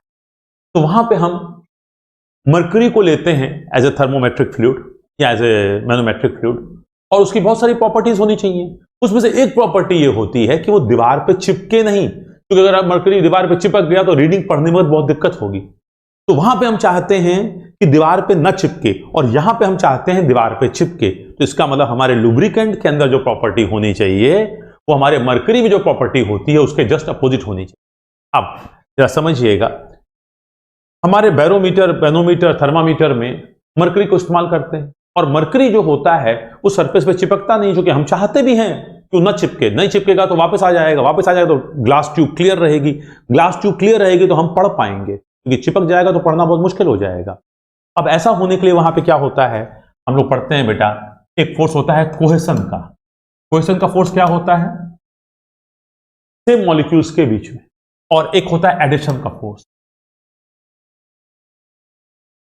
तो वहां पे हम लोग कहते हैं कि जो एडिशन का फोर्स है, एडिशन का फोर्स मतलब गिलास की दीवार और मरकरी के बीच में जो फोर्स होगा वो होगा एडिशन का, और मरकरी के मॉलिक्यूल के बीच में, जो मरकरी के परस्पर मॉलिक्यूल्स के बीच में होगा वो कोहेशन का। तो हम क्या चाहते हैं कि मरकरी के मॉलिक्यूल्स के बीच में जो कोहेसिव फोर्स हो वो मरकरी के मॉलिक्यूल और ग्लास के मॉलिक्यूल के बीच में जो एडिसिव फोर्स हो उससे ज्यादा हो। कोहेसिव फोर्स ज्यादा होगा, एडिसिव फोर्स कम होगा, तो दीवार को छोड़ के नीचे आ जाएगा। तो वहां पे हम चाहते हैं कोहेसिव फोर्स, यहां पे हम क्या चाहते हैं, यहां पे हम चाहते हैं force of cohesion is greater than force of adhesion. लेकिन लुब्रिकेटिंग ऑयल में हम क्या चाहते हैं, लुब्रिकेटिंग हम ऑयल में चाहते हैं कि जो हमारा तेल है उसके मॉलिक्यूल्स के बीच में जो परस्पर मॉलिक्यूल्स के बीच में जो आकर्षण का बल है, कोहेसिव फोर्स, वो कम हो, और तेल और दूसरी सतह के बीच में जो विपरीत सरफेसेस हैं उनके बीच में, विपरीत मॉलिक्यूल्स हैं उनके बीच में जो फोर्स है एडहेशन का, अट्रैक्टिव फोर्स, वो ज्यादा हो। अगर एडहेशन फोर्स ज्यादा होगा, कोहेशन का कम होगा, दीवार पे वो चिपक जाएगा। इसका मतलब उसमें ऑयलीनेस होनी चाहिए, कैसी, हाई। तो देखिए विस्कोसिटी कैसी होनी चाहिए सर, सुटेबल। ऑयलीनेस कैसी होनी चाहिए सर, हाई होनी चाहिए। अब अगली चीज फिल्म स्ट्रेंथ। अब बेटा ये जो फिल्म बन गई उसकी ऑयलीनेस की वजह से इसकी फिल्म की जो स्ट्रेंथ है, ताकत, ये फिल्म ताकतवर होनी चाहिए। अगर ये फिल्म ताकतवर नहीं होगी तो क्या होगा, आसानी से टूट जाएगी। आप लोगों ने देखा होगा बेटा वो जो साबुन का घोल बना के सोप बबल्स बनाते हैं, सोप बबल्स बनाते हैं तो क्या होता है, आप फूंकते हैं तो एक जो आपका साबुन का घोल बनता है, साबुन का पानी बनता है, उसका बुलबुला चलता है। जैसे ही बुलबुला थोड़ी दूर जाता है वायु से टूट जाता है। इसका मतलब उस झिल्ली की ताकत बहुत कम होती है, उसकी स्ट्रेंथ बहुत कम होती है, और जो थोड़ा सा बुलबुला बढ़िया बन जाता है थोड़ा दूर तक जाता है, उसके बाद टूट जाता है। तो वहां पे जो हम स्ट्रेंथ चाहते हैं फिल्म की, वो क्या चाहते हैं, हाई चाहते हैं, ताकि किसी भी सूरत में वो टूटे ना और मेटल टू मेटल कांटेक्ट ना हो। तो फिल्म की स्ट्रेंथ हाई होनी चाहिए, ये चीज कही जा रही है। एंटी कोरोसिव प्रॉपर्टी, इसमें संक्षारण विरोधी ताकत होनी चाहिए, संक्षारण का विरोध कर सके, ऐसा ना हो कि जंग लग जाए। तो लुब्रिकेशन के साथ साथ एक संक्षारण विरोध या कोरोसिव एक्शन भी करता है। तो संक्षारण या मोर्चा, रस से प्रतिरोध करने की क्षमता होनी चाहिए। तो इसके अंदर एंटी कोरोसिव प्रॉपर्टी होनी चाहिए, संक्षारण के को विरोध करने की क्षमता होनी चाहिए, कोरोसिव नहीं होना चाहिए। ऐसा ना हो कि हम लुब्रिकेटिंग ऑयल कर दें और कोरोड कर जाए। पोर पॉइंट लो होना चाहिए बेटा। पोर पॉइंट जो होता है वह टेम्परेचर होता है जिसपे कोई लिक्विड आसानी से फ्लो कर सके। अगर पोर पॉइंट हाई होगा तो क्या होगा, एक सर्टेन टेम्परेचर के बाद तेल बहेगा ही नहीं। जब तेल बहेगा नहीं तो यही तो तेल जाएगा बेटा लुब्रिकेटिंग ऑयल पंप में। तो जब बहने में ही दिक्कत होगी, मान लीजिए किसी तेल का पोर पॉइंट है -25 डिग्री सेंटीग्रेड और दूसरे का पोर पॉइंट है 27 डिग्री सेंटीग्रेड, इसका मतलब 27 डिग्री सेंटीग्रेड तक तो ये बहेगा, उसके नीचे टेम्परेचर आएगा तो नहीं बहेगा। इसका मतलब मान लीजिए टेम्परेचर 5 डिग्री सेंटीग्रेड आ गया, अगर जाड़े में टेम्परेचर 5 डिग्री सेंटीग्रेड आ गया तो तेल बहेगा ही नहीं। जब तेल बहेगा ही नहीं तो कैसे वो संप से, मैंने एक शब्द इस्तेमाल किया बेटा, संप, क्या होता भी आएगा, कैसे वो संप से जाएगा लुब्रिकेटिंग ऑयल पंप तक, फिर पंप से कैसे वो आगे निकल के बाहर जाएगा। इसका मतलब उसको बहने की जो क्षमता है, तो पोर पॉइंट जितना लो हो उतना अच्छा। अगर -25 है तो 27-5 डिग्री पे बड़े आसानी से बहेगा, 0 पे भी आसानी से बहेगा, -5 पे भी आसानी से बहेगा। जब टेम्परेचर -25 आएगा तो दिक्कत करेगा। तो इसका मतलब पोर पॉइंट जितना लो होगा वो हमारे लुब्रिकेटिंग ऑयल के लिए अच्छी बात है। इसी के साथ साथ होता है flash and fire point. Flash point के बारे में थोड़ा बहुत डिस्कस हुआ है कि वह टेम्परेचर जिस पे वह वेपर निकालता है और उस टेम्परेचर पे वेपर निकलती है और वो जल जाता है।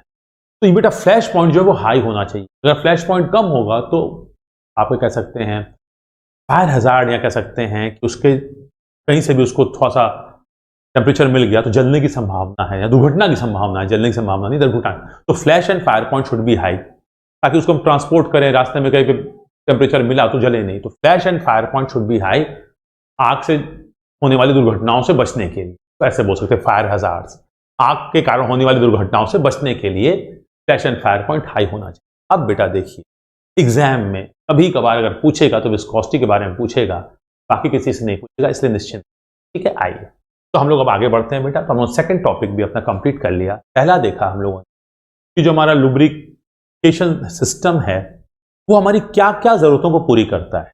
5 जरूरतें पूरी करता है देखा। उसके बाद हमने देखा कि हमारा लुब्रिकेटिंग ऑयल है उसके अंदर क्या क्या गुण होने चाहिए। उसकी विस्कोसिटी सुटेबल होनी चाहिए, परंतु टेम्परेचर घटे बढ़े तो उसकी विस्कोसिटी घटनी बढ़नी चाहिए। जो भी विस्कोसिटी है वो टेम्परेचर से अप्रभावित होनी चाहिए, कहने का ये मतलब।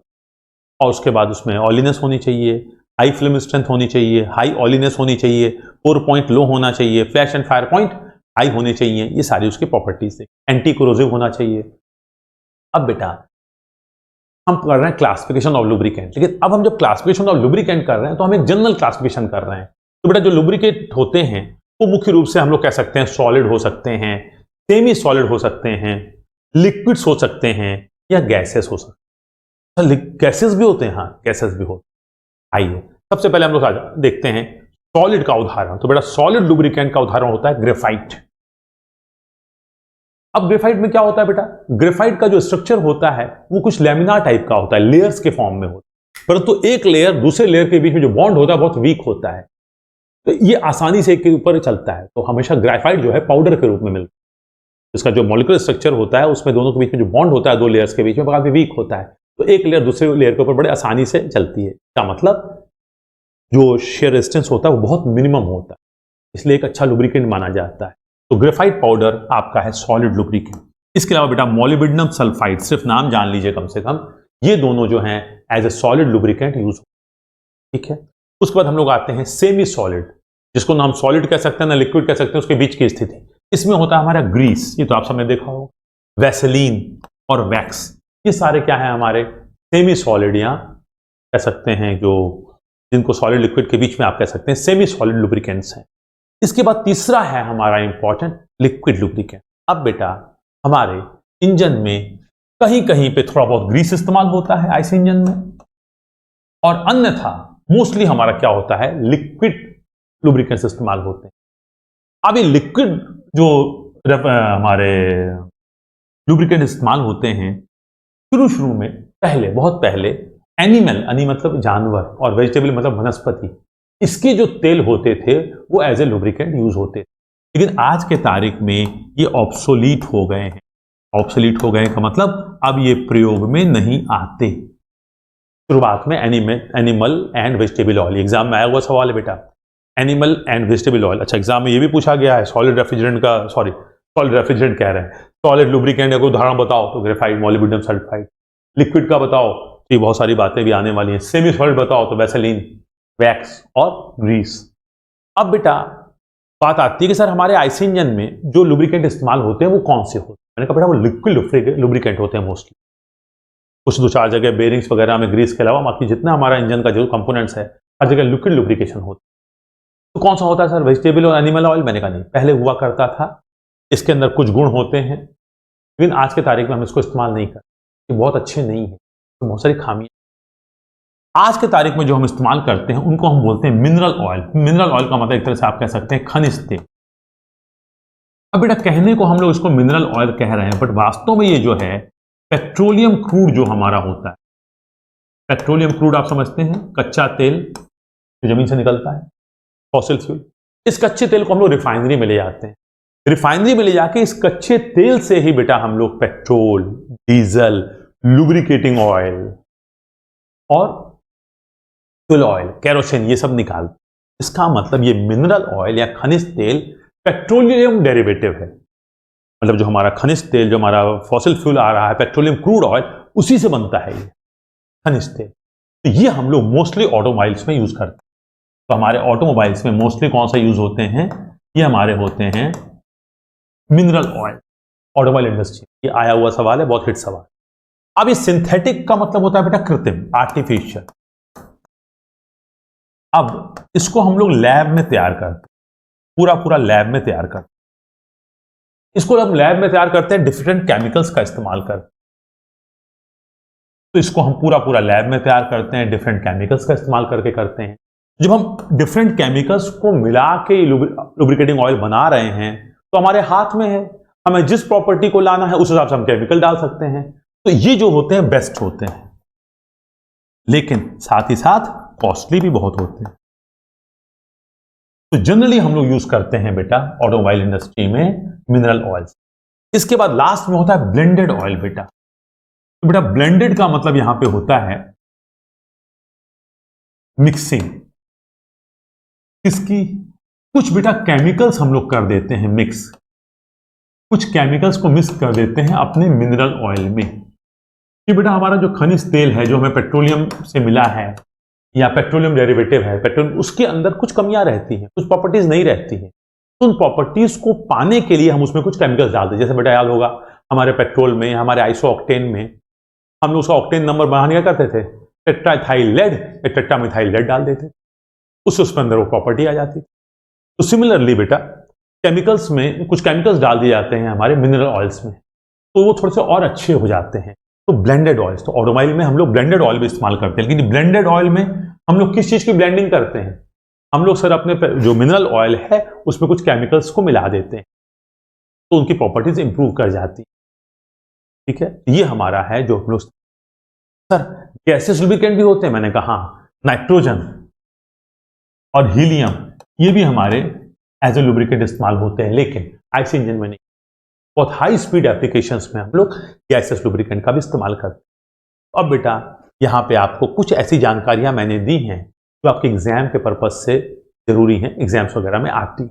ओके, हम लोग आगे चलते हैं। बेटा ये हम लोगों ने एक जनरल क्लासिफिकेशन देखा लुब्रिकेंट्स।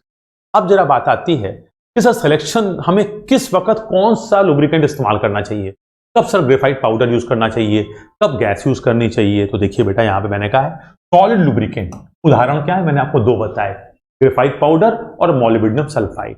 उसके बाद ग्रीस या वैक्स या वैसलीन, ये क्या है हमारा सेमी सॉलिड लुब्रिकेंट। उसके बाद हमारा क्या हो जाएगा liquid refrigerant, liquid lubricant with high viscosity. फिर क्या हो जाएगा liquid lubricant with low viscosity, और उसके बाद गैस। तो विस्कोसिटी क्या हो रही, घटती जा रही। अब बेटा इंक्रीजिंग स्पीड, मतलब अगर आपकी स्पीड बहुत हाई है तो आप क्या इस्तेमाल करेंगे, गैस। लेकिन स्पीड अगर कम है तो आप क्या इस्तेमाल करेंगे, सॉलिड लुब्रिकेंट। लेकिन अगर लोड बहुत ज्यादा है, बेटा लोड बहुत ज्यादा है इसको हम लोग कह सकते हैं प्रेशर बहुत ज्यादा है। लोड बोलिए या प्रेशर बोलिए, लगभग एक ही चीज है। अगर जो हमारा जहां पे हम इसको इस्तेमाल कर रहे हैं वहां पे बहुत ऑपरेटिंग प्रेशर हाई है या लोड बहुत ज्यादा है, प्रेशर है क्या बेटा, force upon area, force load. तो प्रेशर हाई है या लोड हाई है तो हमें सॉलिड लुब्रिकेंट यूज करना, लोड लो है तो हमें गैसेस यूज करना। इसका मतलब कि अगर लोड हाई है तो सॉलिड लुब्रिकेंट यूज करेंगे, परंतु स्पीड विल बी, और स्पीड हाई है और लोड भी लो है उस वक्त हम लोग करेंगे। इसका मतलब ये थोड़ा सा एक क्राइटेरिया है सिलेक्शन का। तो load and speed are the two major factors which affect the selection of the lubricant. ठीक है, आइए अब हम लोग थोड़ा चलते हैं मिनरल ऑयल, जिसको हम लोगों ने बोला पेट्रोलियम डेरिवेटिव, यही है हमारा ऑटोमोबाइल में इस्तेमाल होने वाला। अब बेटा इसमें हम लोगों ने पीछे बात की थी, इसकी सारी प्रॉपर्टीज में से सबसे इंपॉर्टेंट प्रॉपर्टी कौन सी है, विस्कोसिटी। अब बाजार में ये जो मिलते हैं ये कई नंबर से भी मिलते हैं, तो वो इसकी विस्कोसिटी की वैल्यू बताता है, और साथ ही साथ कुछ विस्कोसिटी इंडेक्स के हिसाब से भी मिलते हैं। अब विस्कोसिटी इंडेक्स क्या होता है बेटा, विस्कोसिटी इंडेक्स जो होता है VI, ये 0 से लेके 100 तक होता है। जो पैराफिन बेस होते हैं, जो पेट्रोलियम में पैराफिन जो होते हैं उस पर आधारित होते हैं, उनका वेलोसिटी इंडेक्स 0 होता है, और जो नैफ्थलीन बेस होते हैं उनका वेलोसिटी इंडेक्स 100 होता है। अब ये वेलोसिटी इंडेक्स कहता क्या है, विस्कोसिटी टेम्परेचर चेंज होने से बहुत ज्यादा प्रभावित होती है। मतलब अगर पैराफिन बेस हमारा लुब्रिकेटिंग ऑयल है तो टेम्परेचर बदला तो उसकी विस्कोसिटी बहुत तेजी से बदलती है, मींस बहुत ज्यादा इफेक्ट होता है टेम्परेचर से बदलने पे, टेम्परेचर के बदलने से विस्कोसिटी पे। और यहां पे टेम्परेचर के बदलने से विस्कोसिटी पे इफेक्ट ज्यादा नहीं होता। तो हम ऑटोमोबाइल में अपने कैसा लुब्रिकेंट यूज करना चाहते हैं, जिसकी विस्कोसिटी में टेम्परेचर के परिवर्तन होने से बहुत ज्यादा परिवर्तन ना हो, अर्थात विस्कोसिटी इंडेक्स हाई हो।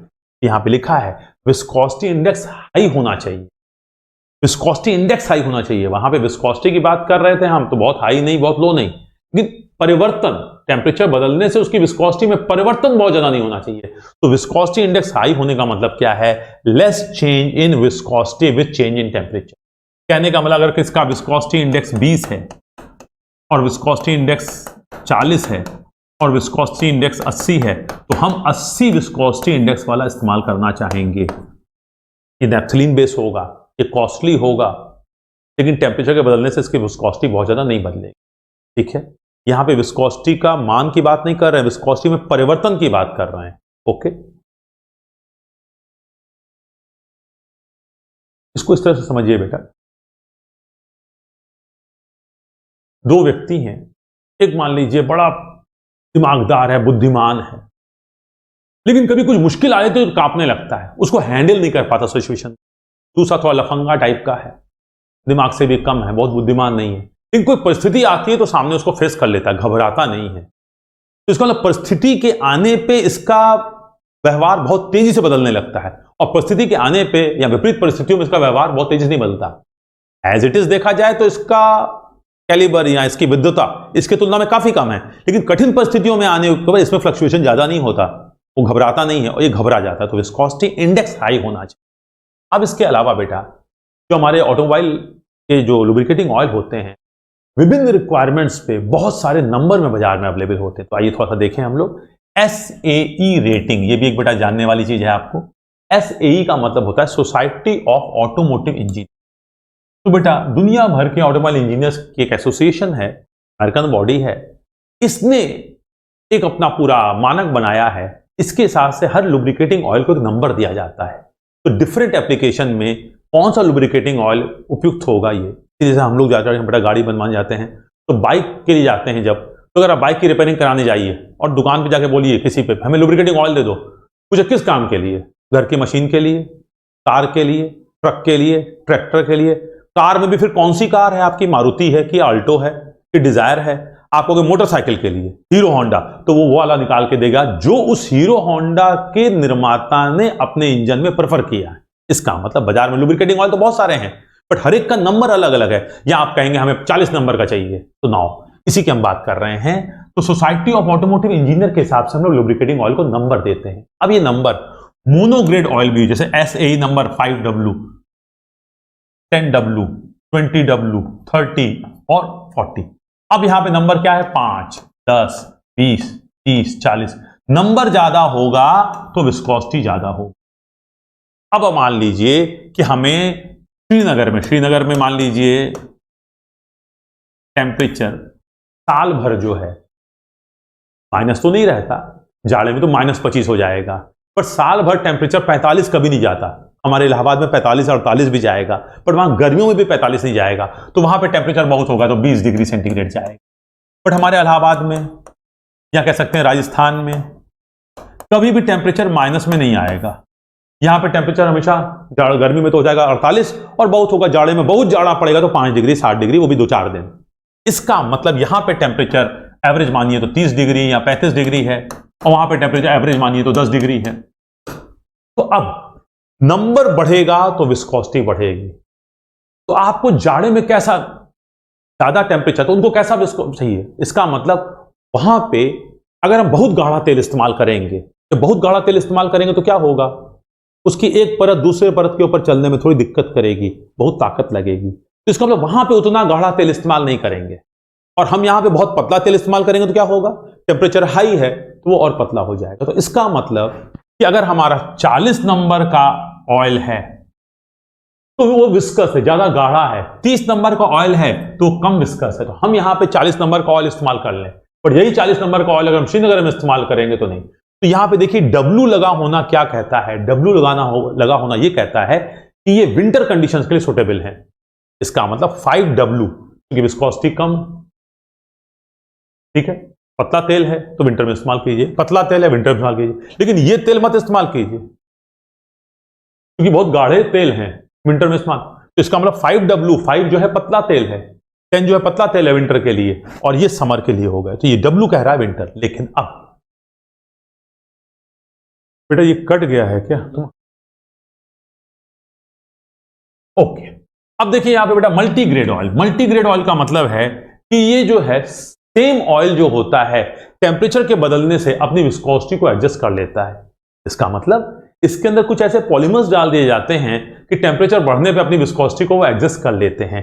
अब देखिए कि 10W20, इसका मतलब विंटर्स में इसकी विस्कोसिटी 10 रहेगी और समर्स में इसकी विस्कोसिटी 20 रहेगी। इसकी विस्कोसिटी जो है 20 रहेगी विंटर्स में और समर में इसकी विस्कोसिटी 40 रहेगी। तो ये होते हैं बेटा मल्टी ग्रेड ऑयल। तो आपको नंबर बता देगा 5-20 ले आना, 10-20 ले आना, तो आप वो नंबर ले आते हैं उस नंबर। तो इसका मतलब जो क्वेश्चन आता है बेटा वो एग्जाम में आता है कि जो लुब्रिकेटिंग ऑयल होते हैं उनका नंबर बढ़ने से विस्कोसिटी बढ़ती घटती है। ये किसी गाइड का क्वेश्चन है, तो नंबर बढ़ने से विस्कोसिटी बढ़ती है। अगर 80 नंबर का तेल होगा ज्यादा विस्कस होगा, गाढ़ा होगा, 20 नंबर का तेल होगा तो पतला होगा। ठीक है, तो इसका मतलब 20 नंबर का तेल इस्तेमाल कीजिए विंटर्स में और 80 नंबर तेल इस्तेमाल कीजिए समर्स में। कुछ इस तरह की बात हो गई। आइए बेटा आगे बढ़ते हैं। अब बेटा हमारे जो लुब्रिकेशन सिस्टम होते हैं वो कितने प्रकार के होते हैं। तो मैंने कहा देखिए बेटा ये लुब्रिकेशन सिस्टम हम इन जनरल डिस्कस नहीं कर रहे हैं, हम अपने आईसी इंजन के लुब्रिकेशन सिस्टम को डिस्कस कर रहे हैं। हमारे आईसी इंजन के लुब्रिकेशन सिस्टम में मुख्य रूप से 3 तरह के लुब्रिकेशन सिस्टम होते हैं। एक को बोलते हैं मिस्ट। मिस्ट का मतलब आप क्या कह सकते हैं, धुंध या कोहरा, ये होता है मिस्ट। ठीक है, या मिक्स्ड, तो इसका नाम है मिस्ट, MIST, मिस्ट और मिक्स्ड लुब्रिकेशन। इसका एक और भी नाम है, अभी हम लोग जब डिटेल में पढ़ेंगे तो बात करेंगे। तो ये होता है मिस्ट या मिक्स्ड लुब्रिकेशन। इससे क्या मतलब हुआ मैंने कभी बताते हैं। दूसरा कहलाता है वेट सम्प। वेट का मतलब गीला, सम्प का मतलब होता है गड्ढा जिसमें तेल भरा रहता है, तालाब, पॉट, तो वेट सम्प लुब्रिकेशन। और दूसरा होता है ड्राई सम्प, मतलब गड्ढा तो है, सम्प तो है बट तेल नहीं है ना, गाड़ी में तेल नहीं है, नीचे खाली है तो ड्राई हो गया है। ठीक है, तो dry sump lubrication, wet sump lubrication. अब ये वेट सम्प लुब्रिकेशन के अंदर भी 3 होते हैं, splash lubrication, modified splash lubrication, full pressure lubrication. आइए बेटा हम लोग एक एक करके थोड़ा सा इसको डिटेल में समझने को देखें। इसको समझने से पहले हम लोग को थोड़ा सा एक चीज समझनी पड़ेगी जो कि हम लोग पढ़ी हुई है, सिर्फ रिवाइज करनी है कि हमारा 4 स्ट्रोक इंजन और 2 स्ट्रोक इंजन में एक बेसिक डिफरेंस होता है, उसी की वजह से सारा डिफरेंस आने जा रहा है। तो आइए थोड़ा सा उस फिगर से पहले हम लोग इसको देख लें और फिर हम लोग इस पे आते हैं। अब देखिए बेटा इधर हम लोगों ने ये 4 स्ट्रोक इंजन बना रखा है और इधर हम लोगों ने 2 स्ट्रोक इंजन बना रखा है। अब जरा देखिए 4 स्ट्रोक इंजन में क्या होते हैं, वॉल्व होते हैं। इन वॉल्व को चलाने के लिए वॉल्व मैकेनिज्म होता है। वॉल्व मैकेनिज्म होने का मतलब आप समझते हैं क्या होगा, क्रैंकशैफ्ट से कैमशैफ्ट, कैमशैफ्ट से फॉलोवर, फॉलोवर से पुश रॉड से टैपेट और वॉल्व चलेंगे, ताम झाम होगा, टियर बियर होगा, वो आप जानते हैं। अब इसका मतलब ये 4 स्ट्रोक इंजन है, ये 2 स्ट्रोक इंजन। अब 4 स्ट्रोक इंजन में क्या होता है, मान लीजिए ये इनलेट है, इधर से चार्ज आएगा, तक होगा, कंप्रेस होगा, चिंगारी आएगी, कंबशन गैस मिलेगी, ताकत मिलेगी और एग्जॉस्ट जली हुई गैस यहां से चली जाएगी। इसका मतलब जो भी खेल होगा वो पिस्टन के ऊपर होगा। पिस्टन के नीचे का जो हिस्सा है जिसको हम लोग बोलते हैं क्रैंक केस, इस क्रैंक केस में हमारा चार्ज या इस क्रैंक केस में हमारी कंबशन गैस कभी नहीं आएगी, कभी आनी नहीं चाहिए। वो अलग बात है कि इस किनारे से लीक करके गैस नीचे आ जाती है। ये किनारे से गैस जो लीक करके नीचे आ जाती है, हम चाहते नहीं है, हमने बनाया नहीं है, वो आ जाती है, थोड़ी बहुत आ जाती है, तो उसके लिए कुछ जुगाड़ करते हैं। तो इसका मतलब हमारी नीचे क्या जगह पूरी पूरी फ्री है, खाली है। तो हम इसमें चाहें तो लुब्रिकेटिंग ऑयल, देखो बेटा किसी भी गाड़ी को, किसी भी आईसी इंजन को चलाते वक्त जब हम कहते हैं ऑयल, तो समझना यहां पे 2 तरह का ऑयल हो गया। एक फ्यूल ऑयल हो गया, पेट्रोल, डीजल, केरोसिन जिस पे वो चल रहा है, और दूसरा लुब्रिकेटिंग ऑयल हो गया। तो हम इसका मतलब क्या कह रहे हैं, ऑयल भर देते हैं, तो लुब्रिकेटिंग ऑयल यहां भर देते हैं नीचे संप में। लेकिन ऐसा हम कर सकते हैं 4 स्ट्रोक इंजन में, क्योंकि नीचे यहां पे कुछ भी नहीं रखना है हमें, क्योंकि पिस्टन के ऊपर ही चार्ज रहेगा, पिस्टन के ऊपर ही एयर रहेगा। पेट्रोल इंजन है तो चार्ज सक हो रहा है, चार्ज कंप्रेस हो रहा है, चिंगारी से चार्ज जल रहा है, कंबशन गैस धक्का दे रही है, पावर मिल रहा है, जली गैस को धक्का देके बाहर निकाल दे। जो कुछ खेल हो रहा है ऊपर ही ऊपर हो रहा है। तब उसकी जब हमारे घर में आएंगे, अगर आप हमारे परिवार के बहुत परिचित नहीं हैं, बहुत क्लोज नहीं है, रिश्तेदारी में नहीं है, तो आएंगे, ड्राइंग रूम में बैठेंगे, वहीं चाय पानी कराएंगे, हो सकता है खाना भी खिलाना हो वहीं खिलाएंगे और वहीं से विदा कर देंगे। बट मेरा भाई आएगा, मेरे भाई की बेटी आएगी, क्या वहीं पे हो सकता है हमारे कमरे वाले बैठ खाए, वहां पे आके चाय पिए, दादाजी कमरे चली जाए, कहीं जा सकती है। इसका मतलब वो घर में बाकी पूरे में घूम सकती है, लेकिन जो हमारे नॉर्मल गेस्ट आएंगे ड्राइंग रूम में ही आएंगे। तो यहां पे जो कुछ कार्यक्रम होगा पिस्टन के ऊपर होगा। पिस्टन के नीचे क्रैंक केस में कुछ भी नहीं होगा, न कभी चार्ज आएगा, न कभी कंबशन गैस आएगी। लीक करके आ गई तो वो बेटा इस जो किनारे हैं इसकी कमी की वजह से आ रही है, नीचे कुछ नहीं आएगा। जब नीचे कुछ नहीं आएगा तो हमारे पास स्कोप है, हम यहां पे लुब्रिकेटिंग ऑयल भर देते हैं। जैसे ही हमने इसमें लुब्रिकेटिंग ऑयल भर दिया तो कहलाएगा वेट सम्प। अब इस लुब्रिकेटिंग ऑयल को हम जगह जगह पे पहुंचाएंगे। कैसे पहुंचाते हैं उसका तंत्र मंत्र होता है, लेकिन ऐसा हम 4 स्ट्रोक इंजन में कर सकते हैं। 2 स्ट्रोक इंजन में क्या होता है, 2 स्ट्रोक इंजन में वॉल्व तो होते नहीं, वॉल्व मैकेनिज्म भी नहीं होता है। तो ये जो इनलेट पोर्ट है इससे क्या आता है सर, इससे चार्ज आता है। चार्ज का मतलब पेट्रोल और एयर का मिक्सचर। अगर पेट्रोल इंजन है और डीजल इंजन है तो इससे एयर आती है। अब चूंकि यहां पे बेटा चार्ज आता है और यही चार्ज यहां से ट्रांसफर होकर ऊपर जाता है और जली गैस निकलती है। तो चूंकि चार्ज शुरू में इनलेट पोर्ट से यहां पे आया है, तो अब अगर हम लुब्रिकेटिंग ऑयल रखना भी चाहते हैं तो कहां रखें, इस संप में रख नहीं सकते। इसका मतलब हम यहां पे लुब्रिकेटिंग ऑयल संप में नहीं रख सकते, हमें कुछ अलग जुगाड़ करना पड़ेगा, हमें अलग से रखना पड़ेगा या इसके साथ मिला के भेजना पड़ेगा। अब अगर इसको हम लुब्रिकेटिंग ऑयल को अलग से रखें, उसके लिए एक अलग डिब्बा बनाएं तो बहुत खर्चीला हो जाएगा। हमने तो 2 स्ट्रोक इंजन को बनाने के पीछे हमारा मकसद ही ये था कि कम तामझाम हो। वॉल्व वगैरह को भी हटा दिया, वॉल्व मैकेनिज्म को भी हटा दिया, उसको सस्ता बनाने के चक्कर में, कम पार्ट्स का बनाने के चक्कर में। तो इसका मतलब हम इसमें अलग से अगर एक कंपोनेंट लगा देंगे लुब्रिकेटिंग ऑयल रखने के लिए, तब तो बड़ी दिक्कत हो जाएगी और झंझट बढ़ जाएगा और जटिल हो जाएगा, कॉस्टली हो जाएगा। तो हम ऐसा नहीं करते। हम करते क्या हैं वही। तो इसका मतलब 2 स्ट्रोक इंजन में संप में लुब्रिकेटिंग ऑयल नहीं होता, 4 स्ट्रोक इंजन में संप में लुब्रिकेटिंग ऑयल रख सकते हैं। अगर लुब्रिकेटिंग ऑयल रखेंगे तो वेट संप कहलाएगा, गीला गड्ढा, मतलब यहां पे गड्ढे में पानी है, और नहीं रखेंगे तो ड्राई संप कहलाएगा, इसमें तेल नहीं रखा। लेकिन चाहे तो आप रख सकते हैं, परंतु यहां चाह के भी आप नहीं रख सकते। इतनी बात बेसिक है। अब बेटा हम लोग वापस चले तो अब देखिए बेटा, हमारा है मिस्ट और मिक्स्ड लुब्रिकेशन, हमारा है वेट संप लुब्रिकेशन, हमारा है ड्राई संप लुब्रिकेशन। तो यही से समझिए कि ये जो मिस्ट और मिक्स्ड लुब्रिकेशन है ये होता है 2 स्ट्रोक इंजन के लिए और ये होता है हमारे 4 स्ट्रोक इंजन। इसका मतलब अब हमारे पास जो हमारा क्रैंक केस है हम उसमें तेल नहीं रख सकते, वहां पे तेल रख के हर जगह पहुंचाने का इंतजाम नहीं कर सकते। क्यों? क्योंकि क्रैंक केस में सक्शन स्ट्रोक के दौरान चार्ज आएगा। चार्ज आएगा मतलब पेट्रोल प्लस एयर का मिक्सचर आएगा, तो यहां पे लुब्रिकेटिंग ऑयल नहीं रख सकते। तो क्या करें? आइए, यही है मिक्स्ड एंड मिक्स्ड लुब्रिकेशन। देखिए बेटा यहां पे जरा, ये सॉरी मुझे यहां दिखाना चाहिए था, ये चीज है बेटा। ये हो गया आपका 2 स्ट्रोक और ये हो गया इधर आपका ये भी नहीं, हाँ 4 स्ट्रोक। जरा 1 मिनट हम बेटा स्लाइड सारी साफ कर दें, इससे थोड़ा सा दिक्कत हो रही है ना, गड़बड़ा गया है। ओके, अब आइए। तो इसका मतलब बेटा इसमें हमारे 2 स्ट्रोक इंजन के लिए ये है और 4 स्ट्रोक के लिए ये। अब हम लोग आगे बढ़ते हैं बेटा। अब हमारा सबसे पहले है मिक्स्ड और मिक्स्ड लुब्रिकेशन। इसका प्रयोग कहां होता है? 2 स्ट्रोक इंजन में इसका प्रयोग होता है। और 2 स्ट्रोक इंजन में भी कैसे? Generally small petrol engines of scooter, moped, bike etcetera. क्योंकि लार्ज इंजन हो 2 स्ट्रोक तब तो वो बहुत महंगा होगा, उसमें हम एक अलग से बना सकते हैं डिब्बा जहां पे हम लुब्रिकेटिंग ऑयल रख लें।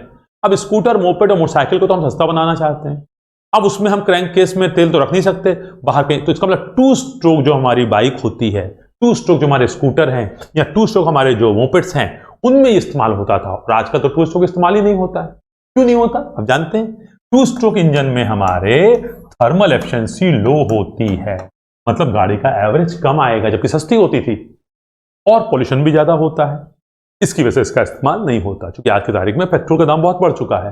अगर आपसे हम कहें एक बाइक जो है 20,000 की मिल रही है तो आप कहेंगे सर नहीं। मैंने कहा बिल्कुल नहीं सर, 20,000 की बाइक मिल रही है तो बढ़िया, आपको दिलवा दीजिए। मैंने कहा ले लो, कोई नहीं ले रहा है।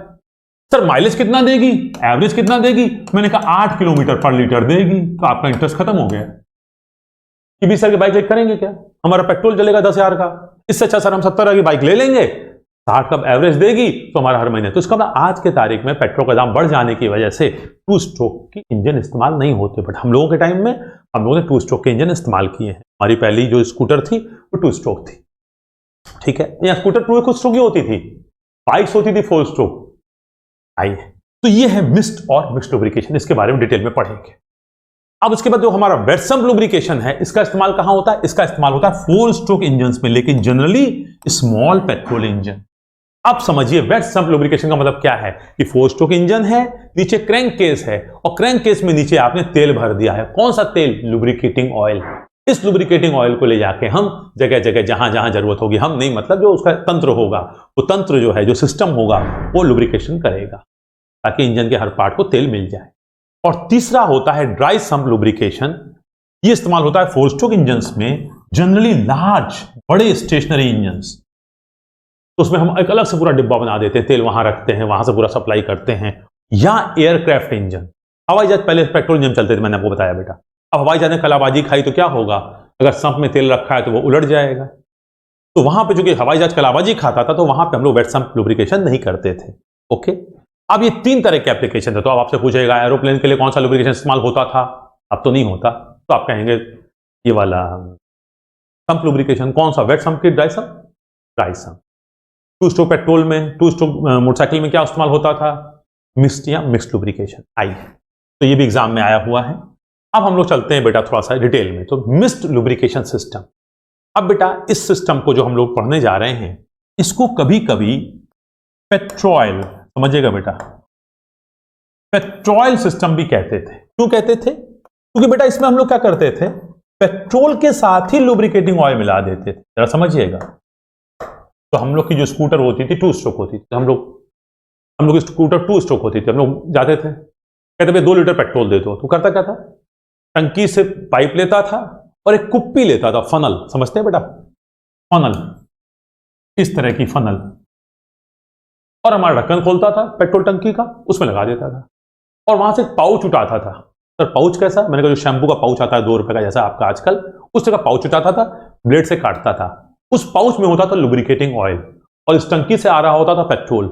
उस पाउच को काट के वो इस फंदल में किनारे पे फेंक देता था, और इसी पे पेट्रोल की धार मारता था। तो ये पेट्रोल के साथ लुब्रिकेटिंग ऑयल हमारे अंदर आ जाता था। मतलब देखो बेटा, इंजन को चलना है, 2 स्ट्रोक हो या 4 स्ट्रोक हो, सिलेंडर होगा, पिस्टन होगा, रगड़ होगी, तो 2 स्ट्रोक इंजन को भी लुब्रिकेशन चाहिए, 4 स्ट्रोक को भी लुब्रिकेशन चाहिए। गड्ढे में तेल रख नहीं सकते, अलग से डिब्बा बनाएंगे महंगा पड़ेगा, तो सीधी बात है भैया चाहिए तो सबको। तो इसका मतलब लुब्रिकेटिंग ऑयल को हम लोग पेट्रोल के साथ मिक्स कर देते थे। जब पेट्रोल के साथ मिक्स कर देते थे तो वो लुब्रिकेशन का काम करता था। तो इसका मतलब मिक्स्ड लुब्रिकेशन। मिक्स का मतलब पेट्रोल के साथ ही लुब्रिकेटिंग ऑयल को मिक्स कर देते, लेकिन आज नहीं करते। आज की तारीख में हम लोग कोई लुब्रिकेशन नहीं करते। हम अपनी बाइक की सर्विसिंग कराने जाते हैं, कार की सर्विसिंग कराने जाते हैं, उस समय जब सर्विसिंग के दौरान वो वहां पे लुब्रिकेटिंग ऑयल रख देता है संप में। अगर जल गया है तो निकाल के नया रख देता है। और हम लोग साल भर क्या, जब जब जरूरत पड़ता है पेट्रोल भराते रहते हैं। तो इसका मतलब आजकल पेट्रोल भराते हैं तो लुब्रिकेशन नहीं होता? होता है बेटा। जब हम ओवरहॉलिंग कराने जाते हैं, सर्विसिंग कराने जाते हैं, तो हम लुब्रिकेटिंग ऑयल नया वाला डाल देते हैं पुराने वाले को बदल के, अगर पुराना वाला खराब हो गया है। पुराना वाला लुब्रिकेटिंग ऑयल खराब हो गया, सर क्या मतलब है ये बताते हैं। ओके, तो इसका मतलब मिक्स्ड और मिक्स्ड लुब्रिकेशन का मतलब हम मिक्स कर देते थे। किसको? पेट्रोल के साथ लुब्रिकेटिंग ऑयल को मिक्स कर देते थे, तो पेट्रोल जल जाता था। और लुब्रिकेटिंग ऑयल जो होता है बेटा वो हैवी होता है पेट्रोल की तुलना में। पेट्रोल वोलेटाइल होता है पेट्रोल, तो वो क्या होता है, दीवारों पर चिपक जाता था और लुब्रिकेशन का पर्पस करता था। लेकिन आइए इसी को डिटेल में पढ़ते हैं, वहां तो समझ। तो ये है हमारा मिक्स्ड लुब्रिकेशन सिस्टम। मिक्स्ड या मिक्स्ड या पेट्रोल, मैंने बताया मिक्स्ड या मिक्स्ड या पेट्रोल। यहां पे पेट्रोल का पर्पस क्या है मैंने बताया आपको, पेट्रोल प्लस ऑयल। यहां पेट्रोल का मतलब तो फ्यूल हो गया और ऑयल का मतलब lubricating oil. Okay, 2 stroke engines में चार्ज ऑब्लिक एयर का आंशिक कंप्रेशन क्रैंक केस में होता है। जब पिस्टन ऊपर जाता था नीचे आता तो क्या होता था, पार्शियल कंप्रेशन क्रैंक केस में होता था, सक्शन स्ट्रोक तो नहीं आता था। इसलिए लुब्रिकेटिंग ऑयल को क्रैंक केस या संप में रखा जाना संभव नहीं है, जो मैं बोल रहा था बार बार। इसलिए इस प्रकार 2 स्ट्रोक इंजन, पेट्रोल के इंजन में लुब्रिकेटिंग के लिए 3% से 5% तक लुब्रिकेटिंग ऑयल, जिसको हम लोग मोबिल ऑयल या टूटी ऑयल कहते थे, मिक्स कर दिया जाता था पेट्रोल भराते वक्त टंकी में। आई सक्शन स्ट्रोक के दौरान क्या होता था? सक्शन स्ट्रोक के दौरान पहले हम लोग बोला पेट्रोल प्लस एयर आती थी, अब क्या इस केस में आएगा, petrol plus air plus lubricating oil. Petrol plus lubricating plus air, जिसको हम चार्ज बोलेंगे, कार्बोरेटर से गुजरता हुआ सिलेंडर में प्रवेश करता है। तो फ्यूल या पेट्रोल वोलेटाइल है, उड़नशील है, जल्दी से वाष्पीकृत हो जाता है। लेकिन हमारा मोबिल ऑयल जो है वो आसानी से वाष्पीकृत नहीं होगा, तो इंजन के अंदर जाएगा सक्शन स्ट्रोक के दौरान कार्बोरेटर से गुजरता हुआ, रास्ते में वाष्पीकृत नहीं होगा। तो आपने डाला है टंकी में पेट्रोल, लुब्रिकेटिंग ऑयल, एयर आ गई। अब जब कार्बोरेटर से निकलेगा तो क्या होगा, पेट्रोल तो वाष्पीकृत हो गया है, एयर के साथ उसका चार्ज बन गया है, लेकिन लुब्रिकेटिंग ऑयल साथ में लिक्विड फॉर्म में ही कोहरे के रूप में अंदर आएगा। परंतु लुब्रिकेटिंग ऑयल हैवी होने के कारण मिस्ट या कोहरे या धुंध के रूप में परिवर्तित होकर आवश्यक जगहों पर लुब्रिकेशन करे। यह है मिस्ट या मिक्स्ड लुब्रिकेशन। लेकिन यह अच्छा है कि बुरा, आइए देखते हैं। सिंप्लिसिटी, कुछ करना ही नहीं है आपको। पेट्रोल टंकी में लुब्रिकेटिंग ऑयल पेट्रोल के साथ आ जाएगा, अलग से कोई तामझाम नहीं करना है, तो बिल्कुल सरल है। No extra arrangement for lubrication, न कहीं गड्ढे में तेल रखना है, न तेल में पंप लगाना है, न लाइन बनानी है, न सही से जगह फुहारे मारने हैं, न तेल को वापस लाना है, न तेल को छानना है, कुछ नहीं करना है। एक ही बार में चला आया, सीधे सीधे डाल दिया। इस तो मानी बात है, कोई तो लुब्रिकेशन सिस्टम आपके पेट्रोल जिसमें हमारे 2 स्ट्रोक स्कूटर या मोपेड में लगाया गया, कोई एक्स्ट्रा कॉस्ट आया क्या? कुछ नहीं आया। करा क्या? पेट्रोल में लुब्रिकेटिंग ऑयल आ गया। तो लुब्रिकेटिंग सिस्टम की वजह से हमारे गाड़ी का दाम 1 पैसा भी नहीं बढ़ा। तो लो कॉस्ट, नो पंप। कौन सा पंप नहीं है? Lubricating oil pump. क्योंकि बेटा गड्ढे में जब तेल रहेगा तो अपने आप हर जगह पहुंच जाएगा। जादू से क्या? मानी बात, एक पंप लगाएंगे, पंप से हर जगह नोजल से तेल फेंकेंगे, खुद तेल आएगा, सिस्टम बनेगा। आगे देखेंगे। नो पावर यूज, जब पंप नहीं है तो पंप को चलाने की ताकत भी नहीं लगेगी, कोई फिल्टर भी जरूरत नहीं पड़ेगा। इसका मतलब कि आपका ये सिस्टम बहुत सस्ता था, सरल था, कोई तामझाम नहीं था। लेकिन इसके विपरीत कुछ इसके नुकसान भी थे। नुकसान क्या थे? डिसएडवांटेजेस क्या थे? कि बेटा जब आप इस तरह का सिस्टम करोगे तो हर उस जगह पे जहां जहां तेल की जरूरत है ये तेल पहुंच पाएगा, इसकी गारंटी नहीं है। तो 2 स्ट्रोक इंजन में ये सस्ता तो था, इसके फायदे भी थे, पर ये उतना प्रभावी नहीं था जितना होना चाहिए। तो छोटा इंजन है, 10 साल में इंजन ही बर्बाद हो जाएगा। थोड़ा सा कम माइलेज आया, थोड़ा सा पिस्टन ज्यादा घिस गया, रिंग ज्यादा घिस गई, ज्यादा धुआं फेंक दिया तो फर्क नहीं पड़ता। लेकिन बड़े इंजन में अगर सही तरह से लुब्रिकेशन नहीं हुआ तो पूरा पूरा इंजन लाखों रुपए का बैठ जाएगा। तो वहां पे हम इस प्रकार का सिस्टम नहीं लगाएंगे, वहां पे तो हमें हर जगह पे लुब्रिकेशन देना पड़ेगा। ये इसके फायदे थे, लेकिन डिसएडवांटेजेस क्या थे मैंने बताया आपका। ये प्रभावी नहीं था, नॉट वेरी इफेक्टिव। प्रभावी को बोलते हैं इफेक्टिव होना, नॉट वेरी इफेक्टिव। यहां पे नॉट वेरी इफेक्टिव का मतलब क्या है? सर हर उस जगह पे जहां पे हमें लुब्रिकेशन चाहिए तो वहां पहुंच नहीं पाता था। ओके, आई अब आते हैं wet sump lubrication. Wet sump मतलब गीला गड्ढा। तो कहां इस्तेमाल हुआ? 4 स्ट्रोक। वेट सम्प सिस्टम में क्रैंक केस का निचला तो ये हुआ, पर निचला भी आधा नहीं, आधे से कम। ये क्रैंक केस का निचला आधे से कम बॉटम में लुब्रिकेटिंग ऑयल भर दिया जाता है। यह स्नेहक तेल के भंडार या ऑयल रिजर्वोयर का कार्य करता है। अब लुब्रिकेटिंग ऑयल आपने यहां पे भर दिया। अब आपका काम है कि इस लुब्रिकेटिंग ऑयल को किसी तरह से हर उस जगह पहुंचाइए जहां जहां इसकी जरूरत है। कहां कहां जरूरत है? सिलेंडर और पिस्टन रिंग के बीच में, क्रैंक पिन पे, कैमशैफ्ट पे, मेन बेरिंग पे, जहां जहां पे जरूरत है। पिस्टन के अंडर साइड में, माथे की कूलिंग करने के लिए। तो ये रिजर्वॉयर काम करता था। सिलेंडर तथा बेरिंग का लुब्रिकेशन करने के पश्चात अब मान लीजिए आपने एक पंप लगाया और सारी जगह लुब्रिकेशन कर दिया, करके ये पूरा पूरा तेल जो है गर्म हो जाएगा, हर जगह जाएगा, वहां से हीट लेगा, वहां पे चिकनाई को उनका लुब्रिकेशन करेगा, वहां पे गंदगी भी लेके आएगा। इसीलिए ये लौट के आएगा तो थोड़ा मैला होके आएगा। तो शुरू में फर्स्ट टाइम जब तुमने अपने इंजन की सर्विसिंग कराई, गोल्डन कलर का बिल्कुल बढ़िया सा नया लुब्रिकेटिंग ऑयल उचित विस्कोसिटी का, उचित नंबर का डाल दिया। 3 महीने बाद जब नीचे से खोल के तेल निकालते हो तो काला काला मिलता है। सिर्फ काला ही नहीं मिलता, इसको छू के देखोगे तो उसका तेलिएपन खत्म हो चुका है, पतला भी हो चुका है। इसके अंदर लुब्रिकेटिंग प्रॉपर्टी नहीं होती है, खत्म हो जाती है। इसीलिए हम लोग बदल देते हैं, क्योंकि हमें सिर्फ हमें नाम के लिए नहीं चाहिए, तेल जल जाता है। तो ये करता है, वापस लौट आता है बेटा। और फिर पंप और फिगर में थोड़ा समझाने की कोशिश करेंगे, ज्यादा इसमें नहीं। ओके, अब देखिए बेटा, स्प्लैश एंड सर्कुलेटिंग। अब इस वेट सम्प लुब्रिकेशन में 3 तरह के सिस्टम होते हैं। सबसे पहले होता है splash and circulating pump system. अब ये नीचे गड्ढे में जो है, तो जब हमारा ये क्रैंकेस आके टकराता है, आगे दिखाते हैं, कहीं पे दिखता है, ऐसे समझिए। जब हमारा ये कनेक्टिंग रॉड का बिग एंड आके इसमें टकराता है, ये पानी कह रहे हैं, तेल यहां भरा हुआ है। अब जब ये चलेगा तो क्या करेगा? बार बार आएगा, नीचे छपाका मारेगा, बार बार आएगा, छपाका मारेगा तो कुछ तेल ऊपर उछलेगा। इसी को बोलते हैं स्प्लैश।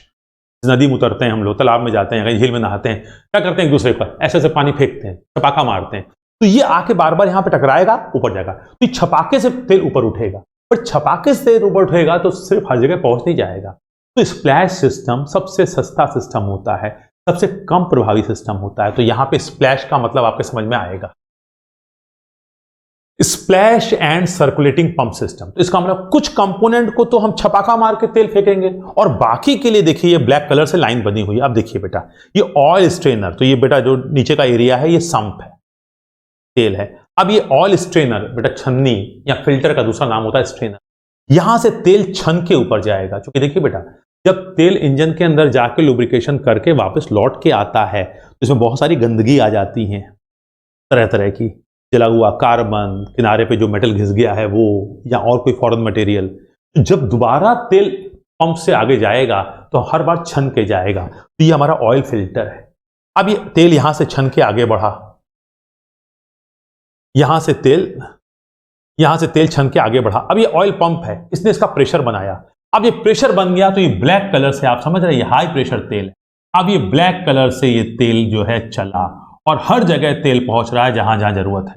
और पानी बात है, जो बिग एंड है वो छपाका भी मार रहा है, छपाका मार रहा है तो ये तेल की कुछ बूंदें ऊपर भी उछल रही हैं। तो तेल जो उछल रहा है वो स्प्लैश करके उछल रहा है, लेकिन जो स्प्लैश करके उछल रहा है वो बहुत करेगा तो क्या करेगा, पिस्टन के नीचे जाके ठंडा कर देगा, पिस्टन के नीचे जाके या दीवारों पे थोड़ा सा लुब्रिकेशन कर देगा। लेकिन बाकी हर जगह जहां पे अंदरूनी जगह पे पिन पॉइंट जाके लुब्रिकेशन नहीं कर पाएगा, उस जगह हमारी ये ऑयल की पाइपलाइन जाएगी और ये हमारी प्रेशराइज्ड ऑयल जाके उन जगहों पे लुब्रिकेशन करेगा। और बाद में इसका मतलब छपाका भी है और प्रेशर भी है। तो ये है splash and circulating pump system. Splash and pressure system, इसमें थोड़ा सा प्रेशर और बढ़ा दिया, देख रहे हैं। और तीसरा होता है हम लोगों का फुल फोर्स सिस्टम, इसमें स्प्लैश नहीं होता, छपाका नहीं होता। तो जो आजकल तारीख में मॉडर्न इंजन होते हैं जहां पे भी हम लोग इस तरह का सिस्टम करते हैं वेटसम, वहां पे छपाका नहीं करते, तो हर जगह प्रेशर से तेल पहुंचेगा जहां जहां जरूरत है। यूट्यूब वगैरह पे बेटा लुब्रिकेशन सिस्टम डालिए, आपको बहुत सारे वीडियो मिल जाए, तो चला के आप देख सकते हैं, ठीक है। उन वीडियोस को हम यहाँ नहीं दिखा सकते हैं क्योंकि कॉपीराइट वगैरह के प्रॉब्लम्स आ सकते हैं। तो आप लोग किसी भी यूट्यूब में लिखिए सिर्फ लुब्रिकेशन सिस्टम, तो आपको काफी कुछ समझ में आ जाएगा जो हम कह रहे हैं, ठीक है। और ड्राई सम्प लुब्रिकेशन सिस्टम में क्या होगा, इसमें यहाँ पे सम्प होगा ही नहीं, एक अलग से डिब्बा होगा, वहां से तेल आएगा। अब इस पूरे में बेटा एक सवाल आता है एग्जाम में, प्रेशर रिलीफ वाल्व। अब चाहे वेटसम सिस्टम हो या ड्राई सम्प सिस्टम हो, जब ऑयल पंप से तेल ऊपर जाता है तो यहां पे एक लगा रहता है प्रेशर रिलीफ वाल्व। अगर तेल का प्रेशर एक सर्टेन प्रेशर ज्यादा होता है तो प्रेशर रिलीफ वाल्व से प्रेशर को रिड्यूस कर दिया जाता है। तो आपसे पूछता है लुब्रिकेशन सिस्टम में प्रेशर को रिलीज करने के लिए कौन सा वाल्व होता है, तो जवाब है उसका प्रेशर रिलीफ वाल्व। तो ये हुआ बेटा एक हल्का सा आइडिया लुब्रिकेशन सिस्टम। अब हम लोग लास्ट में इसको कंक्लूड कर रहे हैं। लास्ट में देखिए कंक्लूजन। अब बात समझिए, लुब्रिकेटिंग ऑयल की सबसे बड़ी उद्देश्य क्या है, लुब्रिकेशन करना। तो लुब्रिकेटिंग ऑयल का प्राइमरी एम या मुख्य उद्देश्य क्या है सर, लुब्रिकेशन करना, कूलिंग करना, क्लीनिंग करना, कुशनिंग करना, सीलिंग करना, नहीं, पांचों फंक्शन है, बट मुख्य उद्देश्य है लुब्रिकेशन करना, स्नेहन करना, दो मेटल सर्फेसेस के बीच में एक लुब्रिकेटिंग ऑयल की लेयर बना देना ताकि मेटल टू मेटल कांटेक्ट कम हो जाए, टियर वियर कम हो जाए, फ्रिक्शन कम हो जाए, पावर का लॉस ना हो, वगैरह वगैरह। उस लुब्रिकेशन के लिए कौन सी सबसे ज्यादा इंपॉर्टेंट प्रॉपर्टी है, सबसे इंपॉर्टेंट प्रॉपर्टी है lubricating property of the film. जो हमारी झिल्ली बनेगी दो सरफेस के बीच में, वो सबसे इंपॉर्टेंट है। और उसमें भी सबसे इंपॉर्टेंट क्या है, उसकी ऑयलीनेस और उसकी विस्कोसिटी। अब जरा समझिए, अब जब इंजन में बार बार फ्यूल जल रहा है, पावर मिल रही है, तो आप समझते हैं इंजन 3000 आरपीएम पे चल रहा है, मतलब स्पार्क प्लग से 1 मिनट में 3000 फायरिंग हो रही है टू स्ट्रोक में।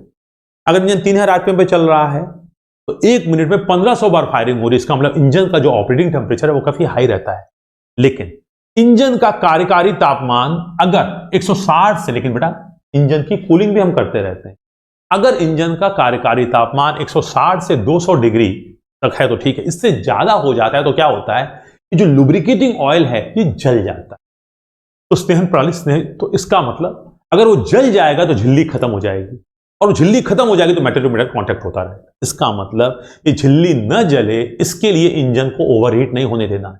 अगर इंजन ओवरहीट होगा तो क्या होगा, लुब्रिकेटिंग ऑयल जल जाएगा। लुब्रिकेटिंग ऑयल जल जाएगा तो क्या हो जाएगा सर, वो जो झिल्ली जो दोनों के बीच में कांटेक्ट को रोक रही थी वो खत्म हो जाएगी, तो दोनों मेटल कांटेक्ट करेंगे तो फिर तो फ्रिक्शन बहुत तेजी से बढ़ेगा और इंजन सीज कर जाएगा। इसलिए तो फिल्म खराब होने के कारण, जल जाने के कारण, तो कहा जाता है लुब्रिकेशन सिस्टम के सही तरीके से काम करने के लिए इंजन की प्रॉपर कूलिंग होती रहनी चाहिए। इंजन की प्रॉपर कूलिंग होती रहेगी तो फिल्म जो है वो जलेगी नहीं। फिल्म नहीं जलेगी तो दोनों के बीच में वो झिल्ली काम करती रहेगी स्नेहन का, और फिल्म जल गई तो स्नेहन काम नहीं करेगी। अर्थात इंजन की ओवरहीटिंग नहीं होनी चाहिए। तो लुब्रिकेशन सिस्टम सही तरह से काम करेगा अगर इंजन ओवरहीट ना हो। अगर इंजन ओवरहीट कर गया तो लुब्रिकेशन सिस्टम बर्बाद हो जाएगा। तो आपको इंजन के लुब्रिकेशन सिस्टम को अच्छी तरह से कार्य करने देने के लिए अपने इंजन की प्रॉपर कूलिंग करनी चाहिए। तो हम लोग का नेक्स्ट टॉपिक होगा cooling system of IC engine. कि आईसी इंजन की कूलिंग क्यों करते हैं, कैसे करते हैं, वगैरह वगैरह। तो कूलिंग सिस्टम बढ़िया होगा तो लुब्रिकेटिंग ऑयल की फिल्म खराब नहीं होगी, जलेगी नहीं। कूलिंग सिस्टम अच्छा काम नहीं करेगा, कूलेंट है ही नहीं, कूलेंट खत्म हो गया, आप गाड़ी चलाए जा रहे हैं, वाटर कूल्ड इंजन की बात कर रहे हैं, वाटर कूल्ड इंजन में आप चलाए जा रहे हैं, तेल है ही नहीं, सॉरी पानी है ही नहीं, कूलिंग हो ही नहीं पा रही है, तो होगा क्या, इंजन ओवरहीट करेगा। इंजन ओवरहीट करेगा तो सीज कैसे कर जाएगा सर, इंजन ओवरहीट करेगा तो लुब्रिकेटिंग ऑयल की फिल्म जल जाएगी, फिल्म जल जाएगी तो मेटल टू मेटल कांटेक्ट होगा, मेटल टू मेटल कांटेक्ट होगा तो घिसाव होगा, फ्रिक्शन पैदा होगा, उससे टेम्परेचर बढ़ेगा और पिस्टन जाके सिलेंडर चिप, तो मतलब इंजन आपका एक तरह से डैमेज हो जाएगा या उसमें व्यवधान आ जाएगा, उसको दोबारा आपको रिपेयर कराना पड़ेगा पूरा। इंजन की प्रॉपर कूलिंग करनी है बेटा। तो अब हम लोगों ने आज का इस टॉपिक को फिनिश किया है। नेक्स्ट टर्न पे हम लोग से आगे बढ़ेंगे कूलिंग ऑफ आईसी इंजन। ठीक है, थैंक यू वेरी मच आज के लिए।